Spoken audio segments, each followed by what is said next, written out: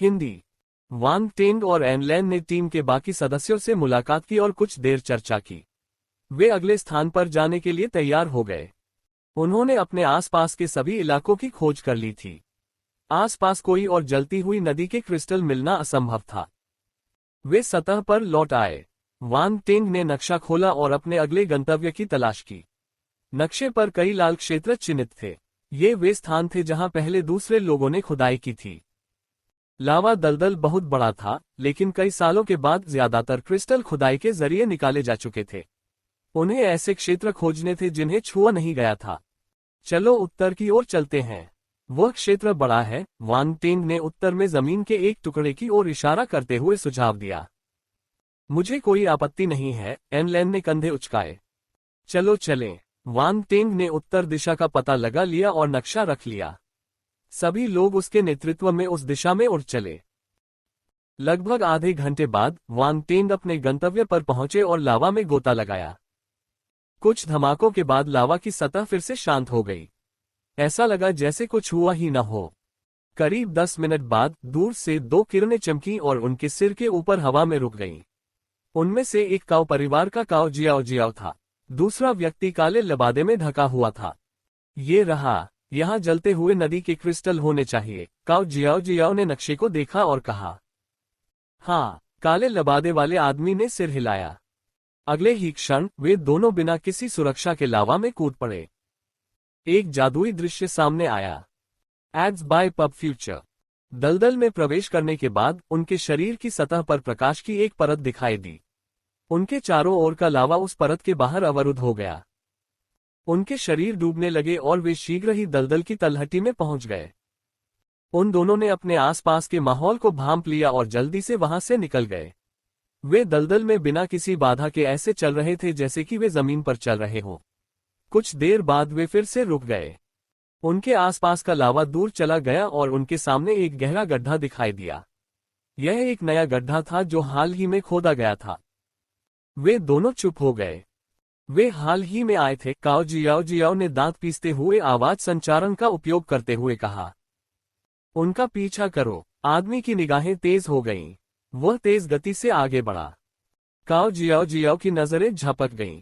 वह और अधिक देर तक रुकने की हिम्मत नहीं जुटा पाए और उसके पीछे चल पड़ी। वांग टेंग, हमने यहाँ 7500 किलोग्राम ज्वलंत नदी क्रिस्टल एकत्र किए होंगे, है ना? एन लैन ने खुशी से पूछा जब वह वांग टेंग के साथ एक गहरे गड्ढे से बाहर निकल रहा था। लगभग इतना ही, शायद थोड़ा ज्यादा हो। वांग टेंग के होठों पर मुस्कान आ गई। वह खुश लग रहा था। अचानक उसके चेहरे का भाव बदल गया। उसकी निगाहें गंभीर हो गईं। यह क्या है? एन लैन ने जल्दी से पूछा। जैसे ही उसने सवाल पूछा, उसके चेहरे का भाव भी बदल गया। उसे किसी अज्ञात माध्यम से संदेश मिला था। उन पर घात लगाकर हमला किया गया। वांग टेंग को लिटिल व्हाइट और धातु कवच वाले ज्वलंत बिच्छू के साथ अपने आध्यात्मिक अनुबंध के माध्यम से यह खबर मिली। वह बिना किसी हिचकिचाहट के उनकी दिशा में दौड़ पड़ा। अरे वाह, वे एक स्वर्ग स्तर के मार्शल योद्धा से मिले। ये काओ हुंटू ही होगा। एन लैन को जो खबर मिली वह और भी स्पष्ट थी। मेचा जाति के पास एक विशेष संचार विधि थी। वे एक निश्चित दूरी के भीतर एक दूसरे के साथ बातचीत करने में सक्षम थे। इसी तरह से अन्य 3 मेचा ने अभी उससे संपर्क किया था। चिंता मत करो, काओ होंटू यहां अपनी स्वर्ग मंच क्षमता को जारी नहीं कर पाएगा। मेरे दोस्त कुछ समय तक विरोध कर सकते हैं। जब एन लैन ने देखा कि वांग टेंग कितना शांत था, तो उसने उसे सांत्वना दी। हालांकि उन्होंने अपनी गति बढ़ा दी और उस स्थान पर पहुंचने की पूरी कोशिश की। Ads by pub future. धमाका। लावा दलदल के नीचे से एक जोरदार विस्फोट हुआ। लावा हर जगह फैल गया। At novel bin net at An Fang और 3 कॉस्मोस स्टेज मेचा एक काले गाउन में एक आदमी के साथ लड़ रहे थे। वे ही थे जिन्होंने भयानक बल विस्फोट का कारण बना। काले गाउन में आदमी ने अपनी मुट्ठी खोली। एक नीली लौ इकट्ठी हुई और तीनों मेचा की ओर उड़ी। Boom boom boom. तीनों 3 कोनों पर खड़े थे। उनकी भुजाएं युद्ध के ब्लेड में बदल गईं और उन्होंने 10 मीटर से अधिक लंबी ब्लेड आभा छोड़ी। उन्होंने अपनी ब्लेड चेतना को ब्लेड की चमक में संघनित कर दिया, इसलिए ब्लेड की चमक बहुत लंबी नहीं थी। इसके बजाय वे थोड़े छोटे दिखाई दिए। हालांकि उनकी शक्ति नहीं थी। वे 3 अलग अलग दिशाओं से एक साथ इकट्ठे हुए और नीली मुट्ठी के निशान पर पटक दिया, जिससे दोनों पक्षों के हमले बिखर गए। टकराना। जोरदार विस्फोट के कारण लावा दूर चला गया। पीछे एक खाली क्षेत्र रह गया। दिलचस्प है, Wan Teng 3 mecha cosmos stage martial योद्धाओं को खोजने में कामयाब रहा। काले गाउन में आदमी ने कर्कश आवाज में कहा, मैंने सुना है कि मेचा दास के रूप में बहुत अच्छे होते हैं। मुझे लगता है कि मैं तुम सबको वापस पकड़ सकता हूँ। तीनों ब्रह्मांड मंच मेचा क्रोधित थे। तुम्हारी हिम्मत कैसे हुई? एंडोंग ने ठंडे स्वर में चिल्लाया। उसका हाथ एक भारी गदा में बदल गया। इससे एक चमकदार पीली चमक निकली और काले गाउन में आदमी की ओर टूट पड़ी। पीली चमक ने एक विशाल गदा की रूपरेखा बनाई। बेकार। काले गाउन में आदमी ने नाक भान सिकुड़ी और फिर से मुक्का मारा। मुक्का गदा से टकराया और उसे तुरंत नष्ट कर दिया। धमाका। सबसे पहले एंडोन को भयावह बल के प्रभाव का सामना करना पड़ा। वह अपने पैरों से उछलकर गिर गया। अन्य 2 मेचाओं ने अपनी भुजाएं फैला दी, जिससे यांत्रिक ध्वनियों की एक श्रृंखला उत्पन्न हुई। उनकी हथेलियां और भुजाएं आपस में जुड़ गईं। वे 10 मीटर से ज्यादा दूर तक भागे और एंडोन को पकड़कर पीछे खींच लिया। जल्दबाजी में कोई काम मत करो। बॉस के वापस आने का इंतजार करो, एन फैंग और एन जियान ने धीमी आवाज में कहा। क्या आप सेना का इंतजार कर रहे हैं? आप बहुत भोले हैं। काले रंग का गाउन पहने हुए आदमी ने तुरंत कदम बढ़ाया और तीनों योद्धाओं की ओर दौड़ पड़ा। Ads by pub future. तीनों मेचा ने अपनी भौहें सिकोड़ ली। उन्होंने एक दूसरे की ओर देखा और सिर हिलाया। उनकी भुजाओं ने फिर से आकार बदला और विशाल तोपों में बदल गईं। तोपों के मुंह पर तीव्र बल की चमक जल्दी ही इकट्ठा हो गई। काले गाउन वाले आदमी को खतरे का एहसास हुआ। वह रुक गया और पीछे हटने लगा। धमाका, धमाका, धमाका। हालांकि तीनों मेचा पहले ही अपनी शक्ति वृद्धि पूरी कर चुके थे। 3 शानदार बल स्तंभ बाहर निकल आए। एक खर्राटे के साथ काले कपड़े पहने आदमी के हाथ में एक विशाल कुल्हाड़ी दिखाई दी। जैसे ही उसने उसे घुमाया, नीली लपटें हिंसक रूप से जलने लगीं। उन्होंने एक विशाल कुल्हाड़ी का आकार बना लिया। धमाका। जब उसने अपनी कुल्हाड़ी नीचे मारी तो कुल्हाड़ी की आभा 3 बल चमकों से टकराए। Bang bang bang. लगातार धमाके सुनाई दे रहे थे।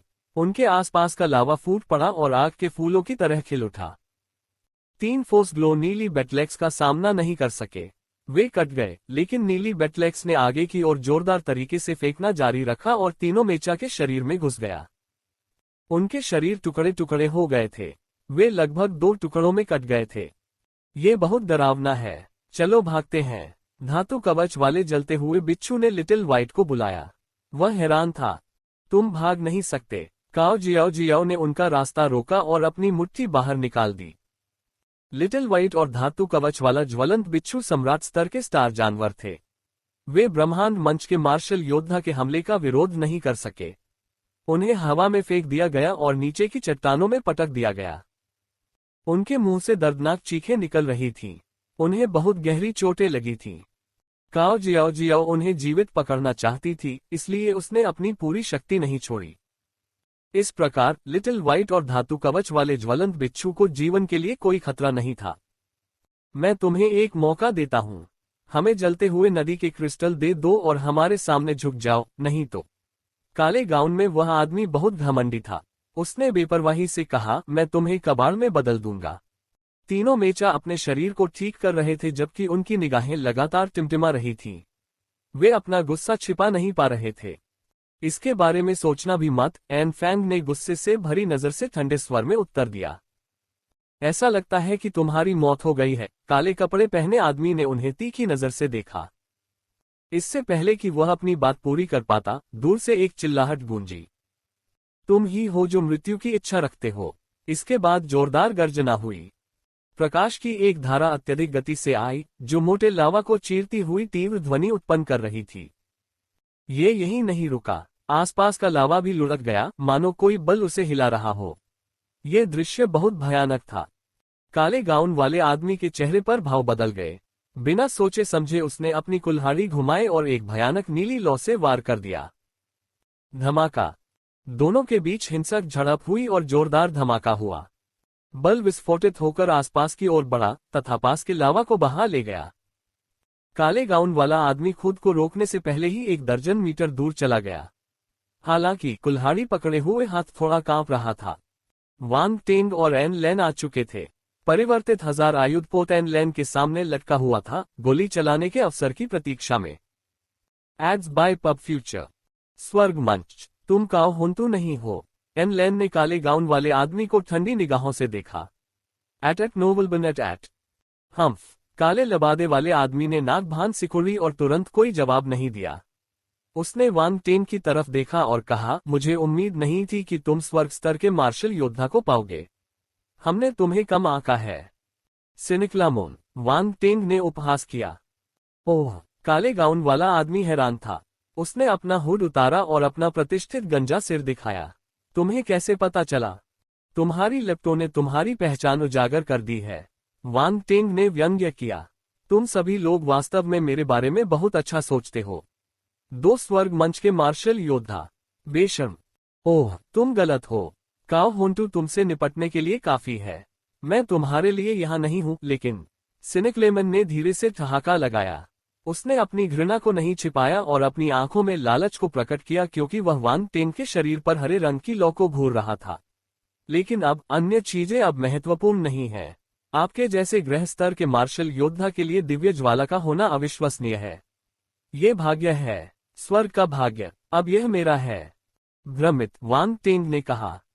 तुमने क्या कहा? सिनक्लेमन का चेहरा सख्त हो गया और वह अपने दिल में क्रोध को नियंत्रित नहीं कर सका।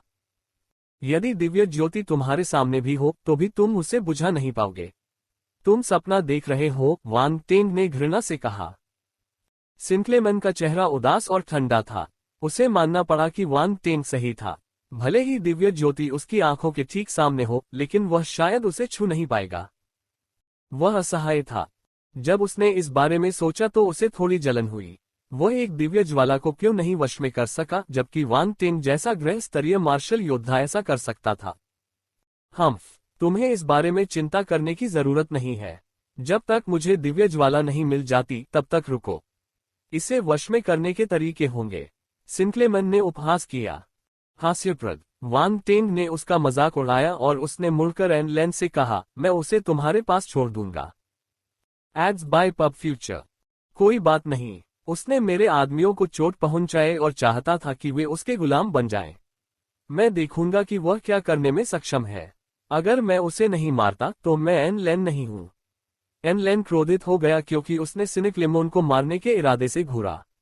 1000 आयुध पोत से परिवर्तित हथियार उसके चारों ओर चक्कर लगा रहे थे और कभी भी हमला करने के लिए तैयार थे। मैंने पहले कभी किसी मेचा हेवन स्टेज मार्शल योद्धा को नहीं मारा है। मैं आज इसे आजमाऊंगा। सिनक्लेमन मुस्कुराया।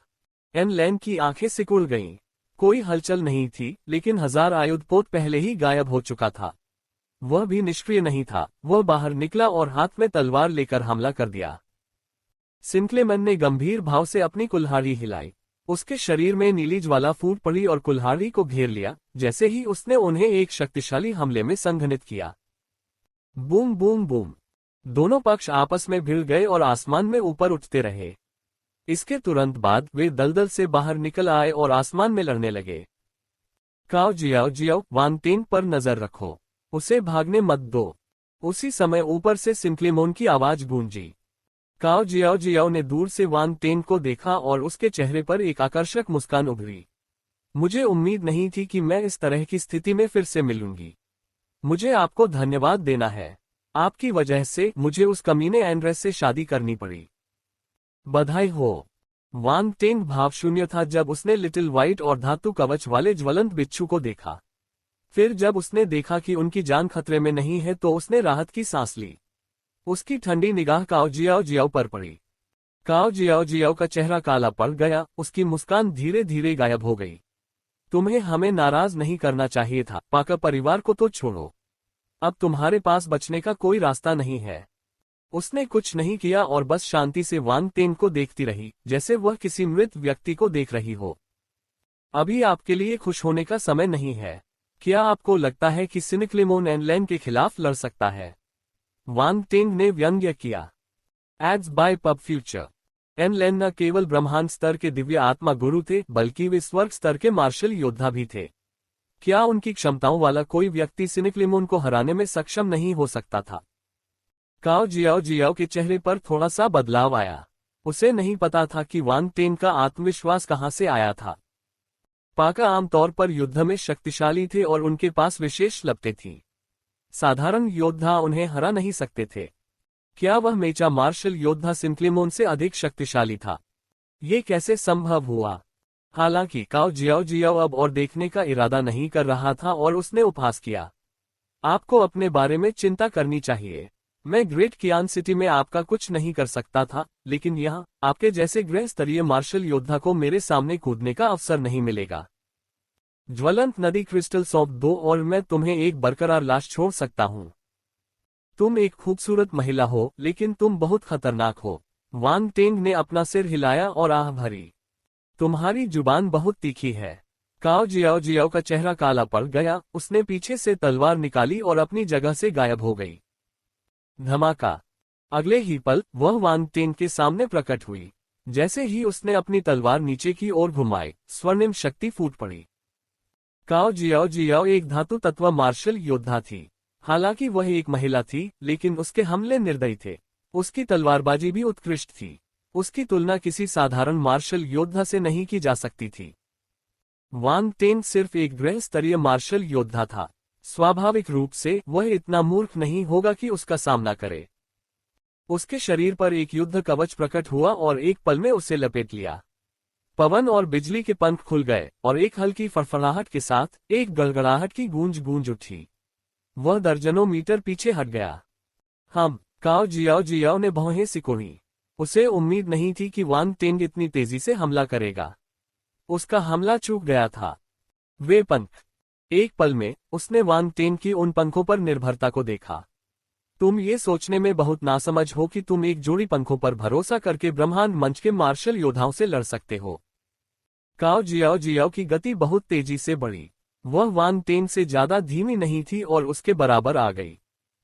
वांग टेंग उससे दूर जाना चाहता था और दलदल से बाहर निकलकर आकाश में भाग गया। उसी समय उसकी उंगली की नोक से गोल्डन क्रिसेंट ब्लेड नीचे की ओर उड़ गया। धातु की आवाज गूंजने के साथ ही यह नीचे की ओर कट गया। काओ जियाओ जियाओ दलदल से बाहर निकली। उसका सामना गोल्डन क्रिसेंट ब्लेड से हुआ। वांग टेंग की दिव्य क्षेत्र आध्यात्मिक शक्ति के नियंत्रण में गोल्डन क्रिसेंट ब्लेड कांप रहा था और तेज गति से घूम रहा था। ये शक्ति एक ब्रह्मांड मंच मार्शल योद्धा को धमकी देने के लिए पर्याप्त थी। काओ जियाओ जियाओ के चेहरे पर भाव बदल गए। उसने बिना किसी हिचकिचाहट के अपना ब्लेड बाहर फेंक दिया। झनकार। एक तीखी आवाज के साथ फोर्स कंपन हुआ और काओ जियाओ जियाओ को पीछे की ओर फेंक दिया गया। वह फिर से दलदल में जा गिरी। काओ जियाओ जियाओ को बहुत गुस्सा आया। वह दलदल के दूसरे हिस्से से उड़कर बाहर आए और अपनी लंबी ब्लेड पर नजर डाली। उसमें एक छेद था। मेरा ब्लेड। ये ब्रह्मांड स्तर का हथियार था। काओ जियाओ जियाओ ने इस ब्लेड को बनाने में कामयाब होने से पहले लंबे समय तक पैसे जमा किए थे। फिर भी वांग टेंग ने इसमें छेद कर दिया।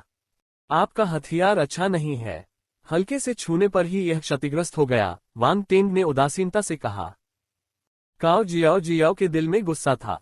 वह हताश महसूस कर रही थी। जब उसने वांग टेंग की अभिव्यक्ति देखी तो उसने लगभग खून की उल्टी कर दी। उसने इस ब्रह्मांड स्तरीय हथियार को बनाने के लिए किसी को खोजने के लिए बहुत प्रयास किया, लेकिन एक गृह स्तरीय बदमाश ने उसे बताया कि यह पर्याप्त नहीं है। ये सही नहीं था। ये बिल्कुल भी सही नहीं था। पब फ्यूचर द्वारा विज्ञापन। मेरी तरफ ऐसे मत देखो। तुम्हें काओ परिवार को बहुत गरीब होने के लिए दोषी ठहराना चाहिए। तुम एक अच्छा हथियार भी नहीं खरीद सकते। वांग टेंग ने अपना सिर हिलाया जैसे उसे काओ जियाओ जियाओ पर दया आ रही हो। हालांकि काओ जियाओ जियाओ के लिए यह उसके दिल पर वार करने जैसा था। उसने खुद को शांत करने के लिए कुछ गहरी सांसें ली। फिर उसने अपने आसपास का नजारा देखा और उस हथियार की तलाश की जिसका इस्तेमाल उसने उस पर हमला करने के लिए किया था। काओ जियाओ जियाओ बता सकता था कि वांग टेंग एक दिव्य आत्मा गुरु था। इसके अलावा उसका स्तर उसकी मार्शल आर्ट साधना से भी ऊंचा था। कोई आश्चर्य नहीं कि वह आश्वस्त था। उस पर आक्रमण एक शक्तिशाली आध्यात्मिक हथियार से हुआ। घबराओ मत, मैं कभी किसी खूबसूरत महिला पर छिपकर हमला नहीं करूंगा, वांग टेंग ने दूर से बेपरवाही से कहा। मानो मैं तुम पर विश्वास करूंगी। प्रश्नवाचक चिन्ह। काओ जियाओ जियाओ ने मन ही मन उपहास किया। अगर उसने समय पर प्रतिक्रिया नहीं की होती तो उसे चोट लग जाती। एक दिव्य आत्मा गुरु के हमले को रोकना वास्तव में कठिन था। वांग टेंग ने अचानक अपनी आंखें चौड़ी की और काओ जियाओ जियाओ के पीछे देखा। उसे लगा जैसे उसने कुछ अविश्वसनीय देखा है। नाटक करना बंद करो, क्या तुम्हें लगता है कि मैं इसमें फंस जाऊंगा? काओ जियाओ जियाओ ने व्यंग्य किया। हालांकि उसने अपनी सतर्कता नहीं छोड़ी। उसने अपनी आत्मा का इस्तेमाल करके अपने पीछे के क्षेत्र को स्कैन किया, लेकिन उसे कोई खतरा नजर नहीं आया। मैंने सोचा था कि मेरी अभिनय क्षमता ऑस्कर स्तर की है, वांग टेंग ने दुखी होकर जवाब दिया। काओ जियाओ जियाओ उसके विचारों को समझ नहीं पाए। उसे लगा कि वह लड़ने के लिए सबसे थका देने वाला प्रतिद्वंद्वी था। क्यों न हम इसे फिर से करें? आप मेरे साथ सहयोग कर सकते हैं, वांग टेंग ने कहा। ठीक है। काओ जियाओ जियाओ ने पलकें झपकाईं और उसके सुंदर चेहरे पर एक मोहक मुस्कान उभर आई। उसने सिर हिलाया और अप्रत्याशित रूप से सहमति जताई। बहुत बढ़िया, चलो शुरू करते हैं। वांग टेंग बहुत खुश था। उसकी अभिव्यक्ति अचानक बदल गई और उसने अपनी आंखें चौड़ी कर ली और आश्चर्य से काओ जियाओ जियाओ के पीछे देखा। उसकी अभिव्यक्ति अत्यंत वास्तविक थी, जो उसके आश्चर्य को दर्शाती थी। वह निश्चित रूप से ऑस्कर में पुरस्कार जीतेगा। इसे पाठ्य पुस्तक में उदाहरण के रूप में इस्तेमाल किया जा सकता है। काओ जियाओ जियाओ ने नाक भान सिकोड़ी। वह मुड़ी और अपना ब्लेड नीचे झुका दिया। पब फ्यूचर द्वारा विज्ञापन टकराना। एक ज्वलंत आभा नष्ट हो गई। इससे उसे कोई नुकसान नहीं हुआ। मुझे पता था कि तुम कुछ करने जा रहे हो। क्या तुम्हें लगता है कि मैं बेवकूफ हूं? काओ जियाओ जियाओ ने घृणा से वांग टेंग को देखा। उसने उसकी छोटी छोटी हरकतों को तुच्छ समझा। ठीक उसी समय उसके भाव बदल गए। स्वूश! उसके बाईं ओर से एक तीखी आवाज आई। उसके 3 मीटर दूर एक काली आकृति अचानक प्रकट हुई। दूरी बहुत कम थी, इसलिए काओ जियाओ जियाओ के पास चकमा देने का कोई मौका नहीं था। अगर वह कोई कदम उठाती भी तो बहुत देर हो चुकी होती। हालांकि पूरे साल युद्ध के मैदान में तैनात रहने के कारण उसके पास पर्याप्त अनुभव था। वह अपने शरीर की दिशा को बलपूर्वक बदलने में कामयाब रही। पिस्ट! गोल्डन क्रिसेंट ब्लेड उसके शरीर से कुछ इंच दूर उड़ गया। मुश्किल से बचने के बावजूद गोल्डन क्रिसेंट ब्लेड फिर भी उसकी त्वचा को काटने में कामयाब रहा। यह उसकी बगल के नीचे वाले स्थान पर था। उसका कवच फट गया था और उसमें से ताजा खून बह रहा था। उसकी गोरी त्वचा हल्की सी दिखाई दे रही थी। काओ जियाओ जियाओ का दिल जोर से धड़क रहा था। उसका चेहरा थोड़ा पीला पड़ गया था। वह इतनी नजदीक से मौत का सामना करने के बाद अपने डर को दबा नहीं पा रही थी। वांग टेंग! उसने उसका नाम पुकारते हुए दांत पीस लिए। वह लगभग 2 टुकड़ों में कट गई। तुम इससे बचने में कामयाब हो गए। वांग टेंग ने दया से अपना सिर हिलाया। तुम नीच हो। काओ जियाओ जियाओ गुस्से से आग बबूला हो गया। ऐसा मत कहो, तुम ही हो जिसने मुझसे सहयोग करने का वादा किया था, वांग टेंग ने मासूमियत से जवाब दिया। मैं? काओ जियाओ जियाओ को खून की उल्टी जैसा महसूस हुआ। उसने पहले कभी किसी से इतनी नफरत नहीं की थी। वह सिर्फ एक गृह स्तरीय मार्शल योद्धा था, लेकिन वह उससे दिल से नफरत करती थी। पब फ्यूचर द्वारा विज्ञापन। वास्तव में तुम मूर्ख नहीं हो। हालांकि तुमने गलती की है क्योंकि तुम सोचते हो कि तुम होशियार हो। वांग टेंग ने हंसते हुए कहा। ऐसी छोटी मोटी चालें चलने का क्या मतलब है? एक मर्द होने के नाते तुम्हें मेरे साथ असली मुकाबला करना चाहिए। काओ जियाओ जियाओ ने उसे उत्तेजित करने की कोशिश की। असली मुकाबला? ये ठीक नहीं लगता, वांग टेंग ने शर्माते हुए कहा। हालांकि तुम सुंदर हो, लेकिन हम इतने करीब नहीं हैं। इसके अलावा तुम जल्द ही एंड्रेस से शादी करने वाली हो। तुम्हें ऐसा कुछ नहीं करना चाहिए जिससे वह निराश हो जाए। या तुम्हें रोमांचक चीजें पसंद हैं? मैं # तारांकन और प्रतिशत। काओ जियाओ जियाओ लगभग भड़क उठी। वह लगभग फटने ही वाली थी। At novel bin net at. मेरा यह आशय नहीं था। ये साला क्या गंदी बातें सोच रहा था। वह खुद को शांत करने के लिए गहरी सांसें लेती रही। अचानक उसे एहसास हुआ कि वांग टेंग उसके घाव को गौर से देख रहा था। वाह, बड़ा और गोल, वांग टेंग ने बिना अपनी नजर हटाए कहा। काओ जियाओ जियाओ दंग रह गई। फिर उसके चेहरे पर गुस्सा और शर्मिंदगी दिखाई दी और उसने जल्दी से उस क्षेत्र को बंद करने के लिए अपने हाथ का इस्तेमाल किया। उसके कवच में कट थोड़ा चौड़ा था, जिससे उसके शरीर का एक हिस्सा दिखाई दे रहा था। गुस्से में उसने इस पर ध्यान नहीं दिया और वान टिंग को कुछ समय के लिए उसका फायदा उठाने दिया। इसे रोके नहीं, सुंदर चीजों को सभी के साथ साझा किया जाना चाहिए, वान टिंग ने कहा। मैं तुम्हारी आंखें निकाल लूंगी। काओ जियाओ जियाओ का चेहरा ठंडा पड़ गया। उसने वान टिंग को हत्या के इरादे से घूर कर देखा। उसके कवच में लगा घाव धीरे धीरे बंद हो गया और उसकी नंगी त्वचा ढक गई। अब कुछ भी दिखाई नहीं दे रहा था। वान टिंग ने उदास होकर अपनी नजरें हटा ली और काओ जियाओ जियाओ को घूरने लगा। तुम्हारे पास कोई मौका नहीं है। सिनिक्लेमोन जल्द ही हारने वाला है। क्या? काओ जियाओ जियाओ ने अचानक अपना सिर घुमाया और देखा कि सिनक्लेमोन को मेचा हेवन स्टेज मार्शल योद्धा द्वारा पीछे धकेला जा रहा है। उसे नुकसान होता दिख रहा था। यह असंभव है। सिनक्लेमोन ने अपनी पूरी ताकत नहीं लगाई है। वह कैसे हार सकता है? इससे पहले कि वह अपनी बात पूरी कर पाती, सिनक्लेमोन अचानक मुड़ा और आश्चर्यजनक गति से भाग निकला। काओ जियाओ जियाओ। अब काओ जियाओ जियाओ की भावनाओं को कोई नहीं समझ पाएगा। उसने मन ही मन कई बार कोसा। उसने सोचा कि यह उसकी पक्की जीत है, लेकिन हालात ने बड़ा मोड़ ले लिया। वह इस बदलाव से हैरान थी। सिनिक्लेमोन भाग गया। वह बिना किसी हिचकिचाहट के भाग गया। क्या वह दिव्य ज्वाला नहीं चाहता था? क्या वह मेचाओं को पकड़कर अपना गुलाम नहीं बनाना चाहता था? वह अपनी दुम दबाकर क्यों भाग गया?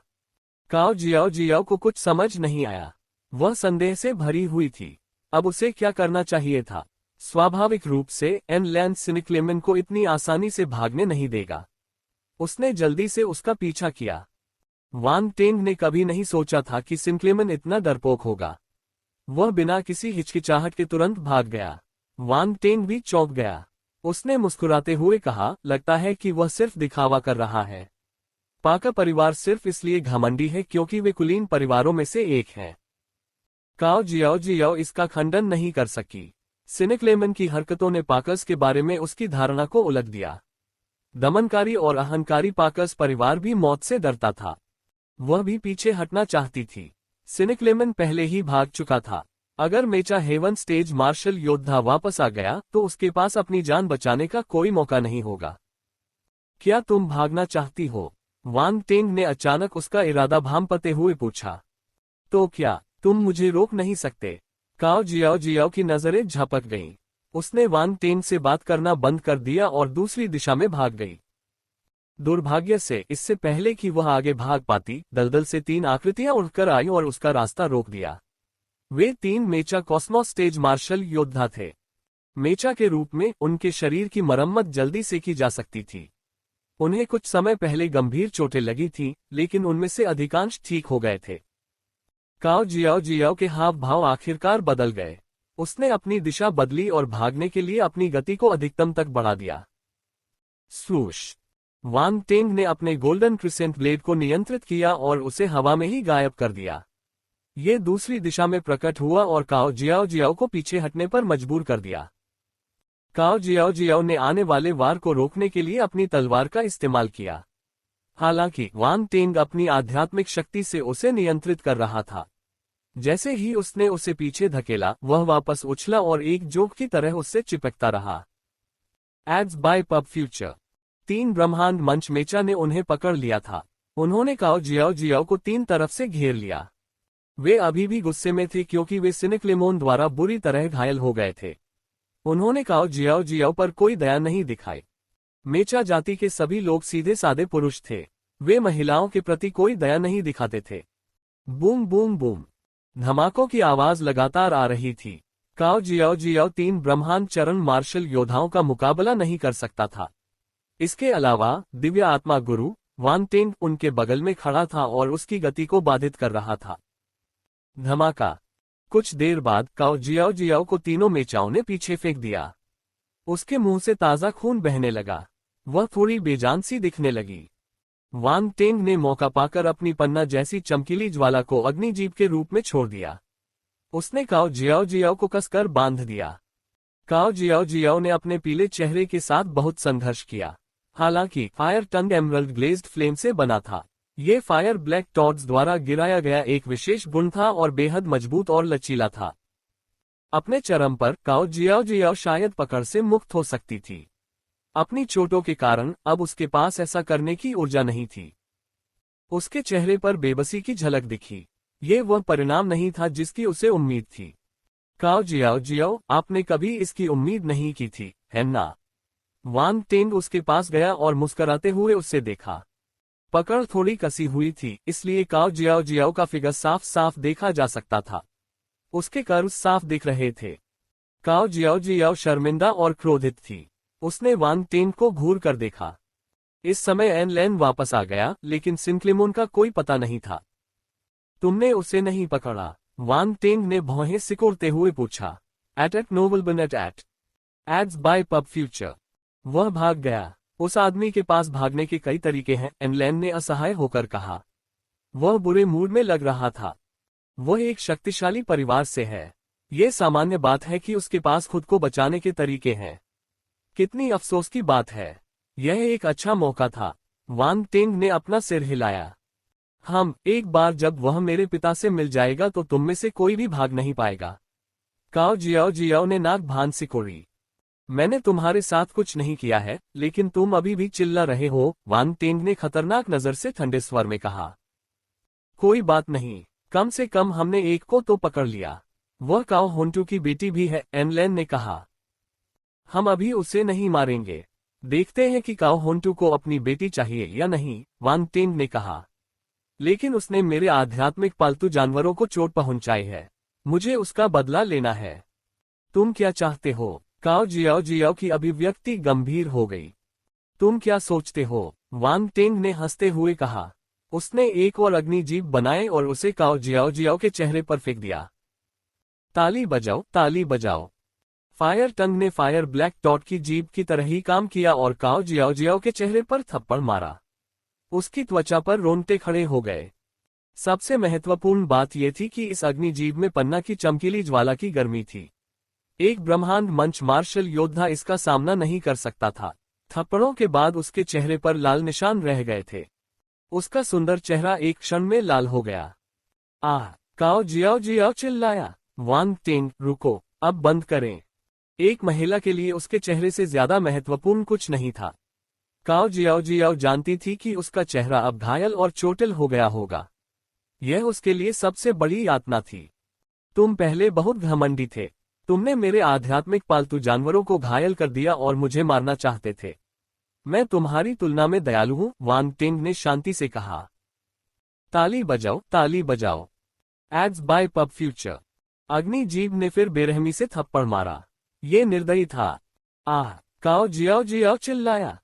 टस्क, तुम उसे मारना कैसे बर्दाश्त कर सकते हो? क्या तुम्हारे जैसे इंसानों को एक महिला के प्रति सुरक्षात्मक महसूस नहीं करना चाहिए? काओ जियाओ जियाओ एक सुंदर महिला है ना? लेकिन तुम्हें इसकी परवाह नहीं है। एन लैन अवाक रह गई। आप समझ नहीं रहे हैं। महिलाओं को ठीक से सिखाया जाना चाहिए, वांग टेंग ने जवाब दिया। वांग टेंग, मैं तुम्हें कभी माफ नहीं करूंगी। काओ जियाओ जियाओ ने अपने दांत पीसते हुए वांग टेंग को जलती आंखों से देखा। लगता है कि यह अभी भी पर्याप्त नहीं है। वांग टेंग ने अपनी ठोड़ी को छुआ और कुछ देर तक सोचता रहा। उसने मन ही मन पूछा, राउंड बॉल, क्या तुम उसका कवच उतार सकते हो? हाँ, तुम क्या करना चाहते हो? राउंड बॉल की अभिव्यक्ति अजीब हो गई। उसे लगा कि वांग टेंग कुछ बुरा करने की योजना बना रहा है। समय बर्बाद करना बंद करो। अगर तुम कर सकते हो तो इसे उतार दो। मुझे नहीं लगता कि मैं इस महिला की देखभाल नहीं कर सकता, वांग टेंग ने झट से जवाब दिया। ठीक है, मुझे 30 सेकंड दो। राउंड बॉल गायब हो गया। 30 सेकंड जल्दी ही बीत गए। काओ जियाओ जियाओ ने तुरंत कुछ गड़बड़ महसूस की। वह सदमे में आ गई। तुमने मेरे कवच के साथ क्या किया? चिंता मत करो, मैं बस इसे उतारने में तुम्हारी मदद कर रहा हूं। वांग टेंग नीचे बैठ गया और मुस्कुराया। कमीने, तुम क्या करना चाहते हो? काओ जियाओ जियाओ को बुरा लग रहा था। वह टूटने की कगार पर थी। क्लिक करें। काओ जियाओ जियाओ का कवच अंततः गिर गया। वांग टेंग ने कुछ नहीं कहा। उसकी मुस्कान शैतानी हो गई और उसने अपनी अग्निजीभ बाहर निकाली और उसके शरीर पर कोड़े बरसाए। कवच के बिना उसका शरीर पूरी तरह से खुला हुआ था। उसने सामान्य कपड़े पहने हुए थे। जब अग्निजीभ उस पर उतरी तो उसने उसकी गोरी जांघों पर निशान छोड़ दिया। इस बार वांग टेंग ने उसके अंदर भी कुछ बिजली की शक्ति डाल दी, जिससे उसे बहुत दर्द हुआ। हॉन्फना। काओ जियाओ जियाओ के चेहरे पर भाव बदल गए। वह दर्द से कराहने लगी और उसका शरीर बेकाबू होकर ऐंठने लगा। क्या यह अच्छा लगता है? वांग टेंग ने मुस्कुराते हुए पूछा। तुम एक राक्षस हो। काओ जियाओ जियाओ ने अपने कांपते शरीर को नियंत्रित करने की पूरी कोशिश की। आखिरकार जब उसने वांग टेंग की दुष्ट मुस्कान देखी तो उसकी आंखों में डर साफ झलक रहा था। इस कमीने का दिल काला होगा। दिन बाद रात। फ्लेमिंग रिवर वर्ल्ड में दिन और रात आसमान में मौजूद 5 आग के गोलों पर निर्भर थे।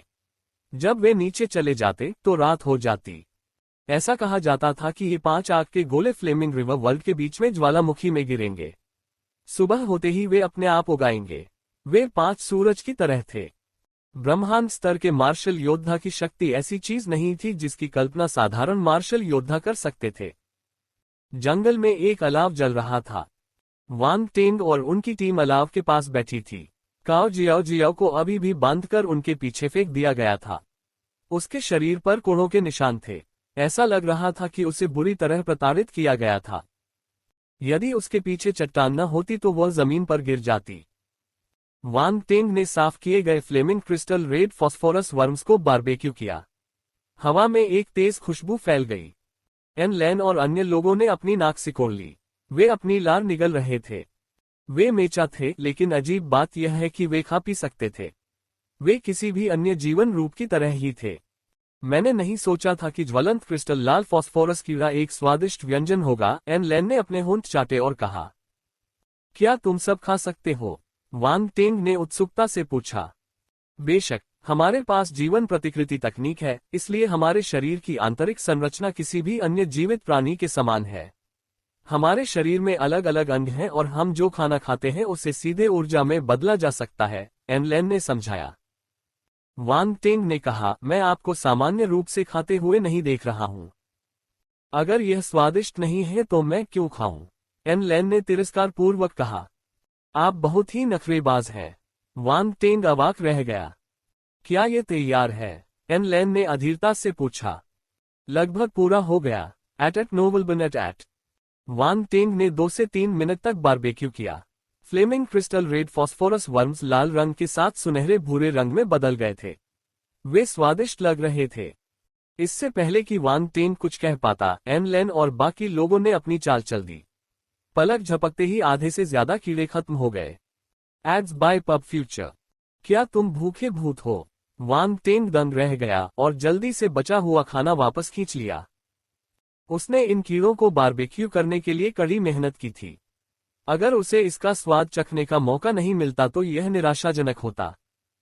सौभाग्यवश पिछले कुछ दिनों में उन्होंने कई flaming crystal red phosphorus worms पकड़े, इसलिए भोजन पर्याप्त था। लिटिल व्हाइट ओल्ड मेटल, इसका स्वाद चखो। वांग टेंग को अंततः अपने 2 गरीब आध्यात्मिक पालतू जानवरों की याद आई, कुछ काटने के बाद, और उन्हें अंतरिक्ष टुकड़े से बाहर खींच लिया। ये कैसी गंध है? ये बहुत सुगंधित है। धातु कवच वाले ज्वलंत बिच्छू की आंखें चमक उठीं।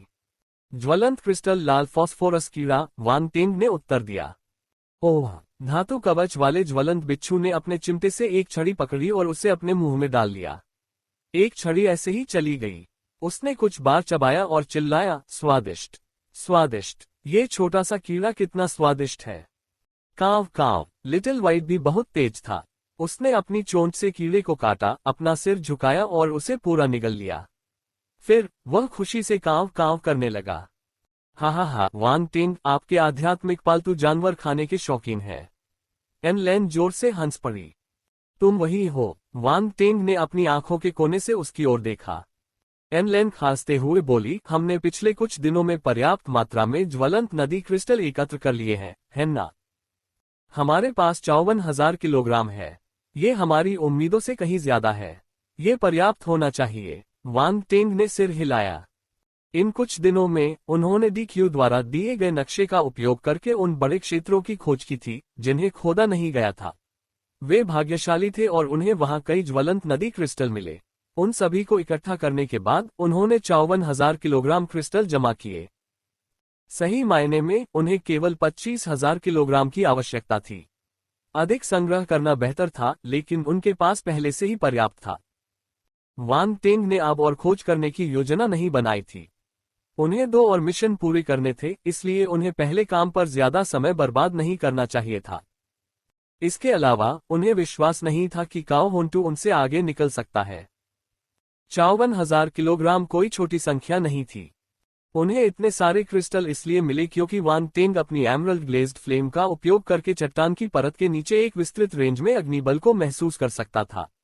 काओ होन्टू के पास ये कौशल नहीं था। इसके अलावा वे सिंक्लेमोन से उसके भाग जाने के बाद नहीं मिले थे। वान टेंग को संदेह था कि उन्होंने पहले मिशन को छोड़ दिया था। काओ जियाओ की नजरें आखिरकार तब चमक उठी जब उसने सुना कि उन्होंने कितनी मात्रा में जलते हुए नदी के क्रिस्टल एकत्र किए हैं। वह उदास महसूस करने लगी। लिटिल व्हाइट और धातु कवच वाले ज्वलंत बिच्छू ने ज्वलंत क्रिस्टल रेड फॉस्फोरस कीड़े को निगल लिया था। उनके शरीर से लाल चमक निकल रही थी और उनकी आभा बहुत बढ़ गई थी। फ्लेमिंग क्रिस्टल रेड फॉस्फोरस वम एक सम्राट स्तर का सितारा जानवर था। सम्राट स्तर के सितारा जानवरों के रूप में ये लिटिल व्हाइट और धातु कवच वाले ज्वलंत बिच्छू के लिए बहुत लाभकारी था। इसके अलावा उन्होंने कई टुकड़े खाए, इसलिए ये सामान्य था कि उनकी क्षमता बढ़ गई। अपना पेट भरने के बाद वान टेंग ने नक्शा निकाला और रात भर उन स्थानों की ओर दौड़ता रहा जहां जलती हुई नदियां थीं। Ads by pub future. उन्हें रास्ते में कुछ फायर ब्लैक टोड मिले, लेकिन उनकी संख्या बहुत कम थी। उन्हें 500 शिकार करने में बहुत समय लगेगा, इसलिए उन्होंने जलती हुई नदी की ओर जाने का फैसला किया। वह अग्नि में काले टोडों का घर था, इसलिए वहां उन्हें मारने के लिए बहुत सारे टोड थे। वान टेन को नहीं पता था कि यह जलती हुई नदी क्या है। नक्शे में केवल उसका स्थान दिखाया गया था। जब 5 आग के गोले आसमान में उठे तो वे अंततः अपने गंतव्य पर पहुंच गए। उसने अंततः जलती हुई नदी का वास्तविक रूप देखा। अरे बाप रे! वान टेन सहित सभी लोगों की आंखें अविश्वास से फैल गईं। इस दुनिया का मालिक बहुत प्रभावशाली है। एन लैन को अपना संयम वापस पाने में बहुत समय लगा। वह अचंभित था। ज्वलंत नदी आकाश में आग की नदी है। यह अविश्वसनीय है। वान टेंग ने गहरी सांस ली और कहा। वान टेंग और उनकी टीम जमीन से कुछ 100 मीटर ऊपर तैर रही थी। उनके सामने क्षितिज में 10 मीटर चौड़ी आग की नदी बह रही थी। न तो शुरुआत दिखाई दे रही थी और न ही अंत। ऐसा कहा जाता है कि यह जलती हुई नदी इस दुनिया के किनारे से शुरू होकर दूसरी तरफ वापस बहती थी।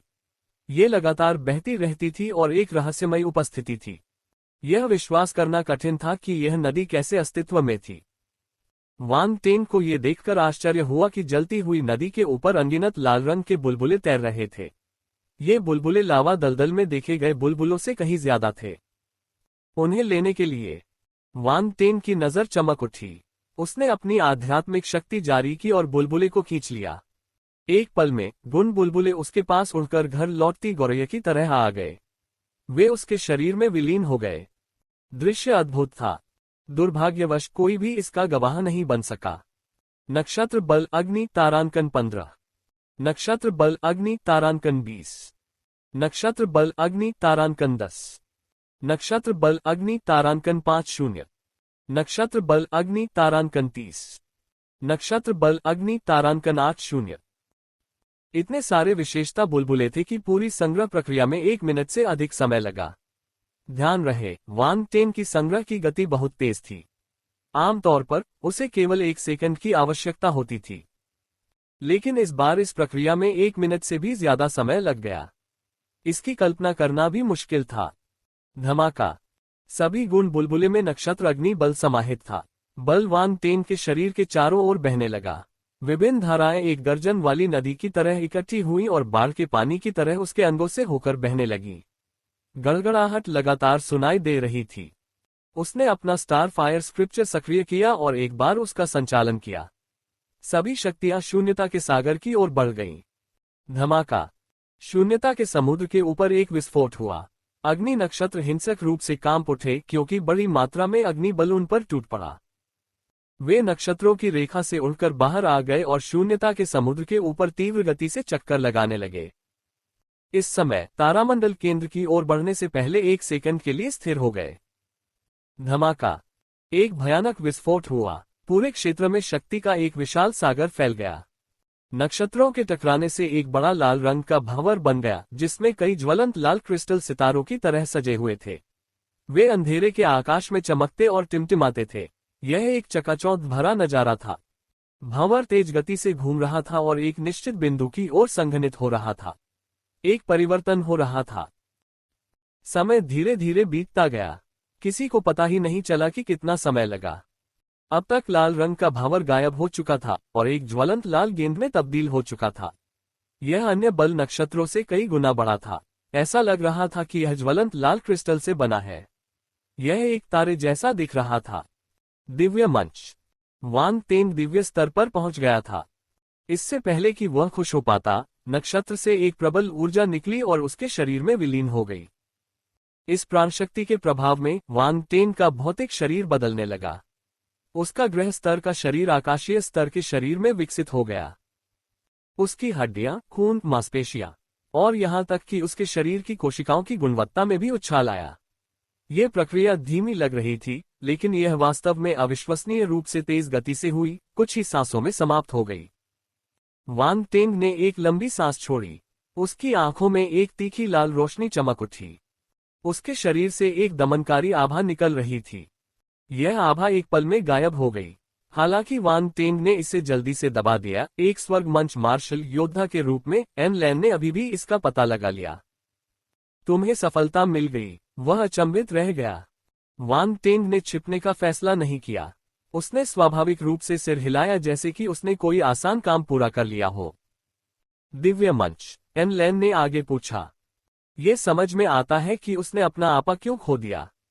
वान तेंग की सफलता बिना किसी चेतावनी के हुई। उसने इसे बहुत आसान बना दिया। अन्य लोगों ने बहुत मेहनत की और सफलता के दौरान असाधारण सावधानी बरती, लेकिन वान तेंग ने इसे सोने या खाने जितना ही आसानी से किया। किसी को भी यह भयावह लगेगा। हाँ, इस ज्वलंत नदी को देखने के बाद मुझे कुछ ज्ञान प्राप्त हुआ और मैं स्वाभाविक रूप से आगे बढ़ गया, वान तेंग ने सहजता से उत्तर दिया। एन लैन को समझ नहीं आया कि उसकी शेखी बघारने का क्या जवाब दे। कुछ सेकंड बाद उसने कहा, अब से शेखी बघारने में तुम सबसे अच्छे हो। धन्यवाद। वान तेंग ने एन लैन को ईमानदारी से धन्यवाद दिया, जैसे कि वही ईमानदारी से उसकी तारीफ कर रहा हो। आपका स्वागत है। एन लैन असहाय महसूस कर रही थी। हालांकि उसने जल्दी ही अपना संयम वापस पा लिया। एक स्वर्गीय मंच के योद्धा के लिए स्वर्गीय मंच कुछ खास नहीं था। वह बस अचानक मिली सफलता से हैरान था। यह आदमी सचमुच असाधारण है। प्रश्नवाचक चिन्ह। एन लैन ने मन ही मन कहा। काओ जियाओ ने भी वान तेंग की सफलता को देखा। उसकी आंखों में आश्चर्य की झलक थी और वह शांत नहीं रह पा रही थी। इस व्यक्ति को ऐसे महत्वपूर्ण क्षण में सफलता मिली। सफलता इतनी सरल लग रही थी। यह अपमानजनक लग रहा था। काओ जियाओ को पहले से ही काओ होंटू से वान तेंग की सम्राट स्तर की अग्नि प्रतिभा के बारे में पता था, लेकिन यह इतना आसान क्यों लगा। यहां तक कि शाही स्तर की प्रतिभा वाला कोई भी व्यक्ति इसे इतनी आसानी से नहीं कर पाएगा। यह कोई मतलब नहीं था। जीवन ऊर्जा पत्थर में एक आभासी महल था। राउंड बॉल महल की बालकनी पर लेट गया और मुंह फुला लिया। वे इतना बड़ा दृश्य क्यों बना रहे हैं। ये तो आकाशीय मंच पर एक सफलता मात्र थी। यदि वान तेंग ने अपने सभी तुरुप के पत्ते खोल दिए तो वे शायद डरकर मर जाएंगे। हालांकि यह मानना पड़ेगा कि वान तेंग थोड़ा अजीब था। उसे कभी भी एक साधारण व्यक्ति नहीं माना जा सकता था। वान तेंग ने अपने शरीर में परिवर्तन महसूस किया। अग्नि बल शांत हो गया था और अग्नि तारा शून्यता के समुद्र के ऊपर चुपचाप घूम रहा था। लेकिन अब यह अन्य बल नक्षत्रों की पंक्ति में नहीं था। यह अपने ही स्थान पर रह गया और थोड़ा अहंकारी दिखाई देने लगा। वान तेंग के होठों पर मुस्कान आ गई। किसी भी तरह वह आखिरकार दिव्य मंच तक पहुंच गया। उसने विशेषता पैनल पर नजर डाली। नक्षत्र अग्नि बल 28/10,000 आकाशीय चरण प्रथम स्तर। वान तेंग को उलझन महसूस हुई। ये सही नहीं था। ग्रह स्तर के प्रथम स्तर की ऊपरी सीमा 10,000 थी। आकाशीय स्तर पर भी यह समान क्यों थी? इसका कोई मतलब नहीं था। जैसे ही उसने गुणों की पंक्ति को देखा, उसे ज्ञान प्राप्त हो गया। तो यह इस तरह से काम करता है, वान तेंग ने आश्चर्य से खुद से कहा। जब वह आकाशीय स्तर पर आगे बढ़ेगा तो उसे प्राप्त होने वाले बल की गणना आकाशीय स्तर के मानक के आधार पर की जाएगी। इसका मतलब यह था कि ग्रह चरण के मार्शल योद्धाओं से उसे जो नक्षत्र बल प्राप्त हुआ था, वह अपने आप शुद्ध हो जाएगा। मूल्य कम हो जाएगा। केवल आकाशीय चरण के मार्शल योद्धाओं से उसे जो नक्षत्र बल प्राप्त हुआ था उसका मूल्य समान होगा। ब्रह्मांड चरण और स्वर्ग चरण के लिए नक्षत्र बल का मूल्य अपेक्षाकृत बढ़ जाएगा। वांग टेन को नहीं पता था कि रूपांतरण कैसे काम करता है। सिस्टम को सभी गणनाओं का अधिकार था। उसने पलक झपकाए और इस मुद्दे पर सोचना बंद कर दिया। उसे अपनी योग्यता को जल्दी से बढ़ाने पर ध्यान केंद्रित करना चाहिए। इस तरह भले ही सिस्टम ने एक दिन उसे छोड़ने का फैसला किया हो, उसे किसी भी चीज की चिंता नहीं होगी। उसने अपनी नजर घुमाए और एक अन्य विशेषता की ओर देखा। जीवन की उत्पत्ति 20,400। उनके जीवन की उत्पत्ति में 10,000 अंक की वृद्धि हुई थी। यह एक बहुत बड़ा बदलाव था। इससे पता चला कि दिव्य अवस्था तक पहुंचना वास्तव में किसी के जीवन का उन्नयन था। विभिन्न अवस्थाएं एक दूसरे से अतुलनीय थीं। अपने गुणों में आए परिवर्तनों का अध्ययन करने के बाद वांग टेंग ने अपने विचार वास्तविक दुनिया की ओर मोड़ लिए। ये जलती हुई नदी एक अच्छी जगह है। पर्याप्त मात्रा में फायर ब्लैक टोड को मारने के बाद मुझे इस नदी के किनारे जाना चाहिए और सभी विशेषता बुलबुले को उठाना चाहिए। वांग टेंग ने अपने आप से एक वादा किया। एन लैन ने देखा कि वांग टेंग अपनी साधना को स्थिर करने में कामयाब हो गया था, इसलिए उसने अपना मुंह खोला और पूछा, क्या हम यहां से अग्नि काले टोडों को मारना शुरू करने जा रहे हैं? हाँ, चलो यहीं से शुरू करते हैं। वांग टेंग ने सिर हिलाया। जब वे आगे बढ़ने ही वाले थे तो वांग टेंग को अचानक एहसास हुआ कि लिटिल व्हाइट और धातु कवच वाला ज्वलंत बिच्छू ध्यान भटककर ज्वलंत नदी को देख रहे थे। छोटा सफेद बूढ़ा धातु, वांग टेंग ने उन्हें भौहें सिकुड़कर पुकारा। गुरुजी, जलती हुई नदी में कुछ मुझे बुला रहा है, धातु कवच वाला ज्वलंत बिच्छू अचानक बोला। कुछ तुम्हें बुला रहा है? वांग टेंग उलझन में था। वह लिटिल व्हाइट की ओर मुड़ा और पूछा, क्या तुम्हें भी ऐसा महसूस हो रहा है? कांव कांव, लिटिल व्हाइट ने सिर हिलाया। तुम्हें भी इसका एहसास है? वांग टेंग आश्चर्यचकित था। ऐसा लगता है कि जलती नदी के अंदर कुछ है। एन लैन ने अपनी थोड़ी को छुआ और कहा। वांग टेंग ने कुछ देर तक विचार किया और फिर अपने आध्यात्मिक पालतू जानवरों से पूछा, क्या आप लोग सटीक स्थान का पता लगा सकते हैं?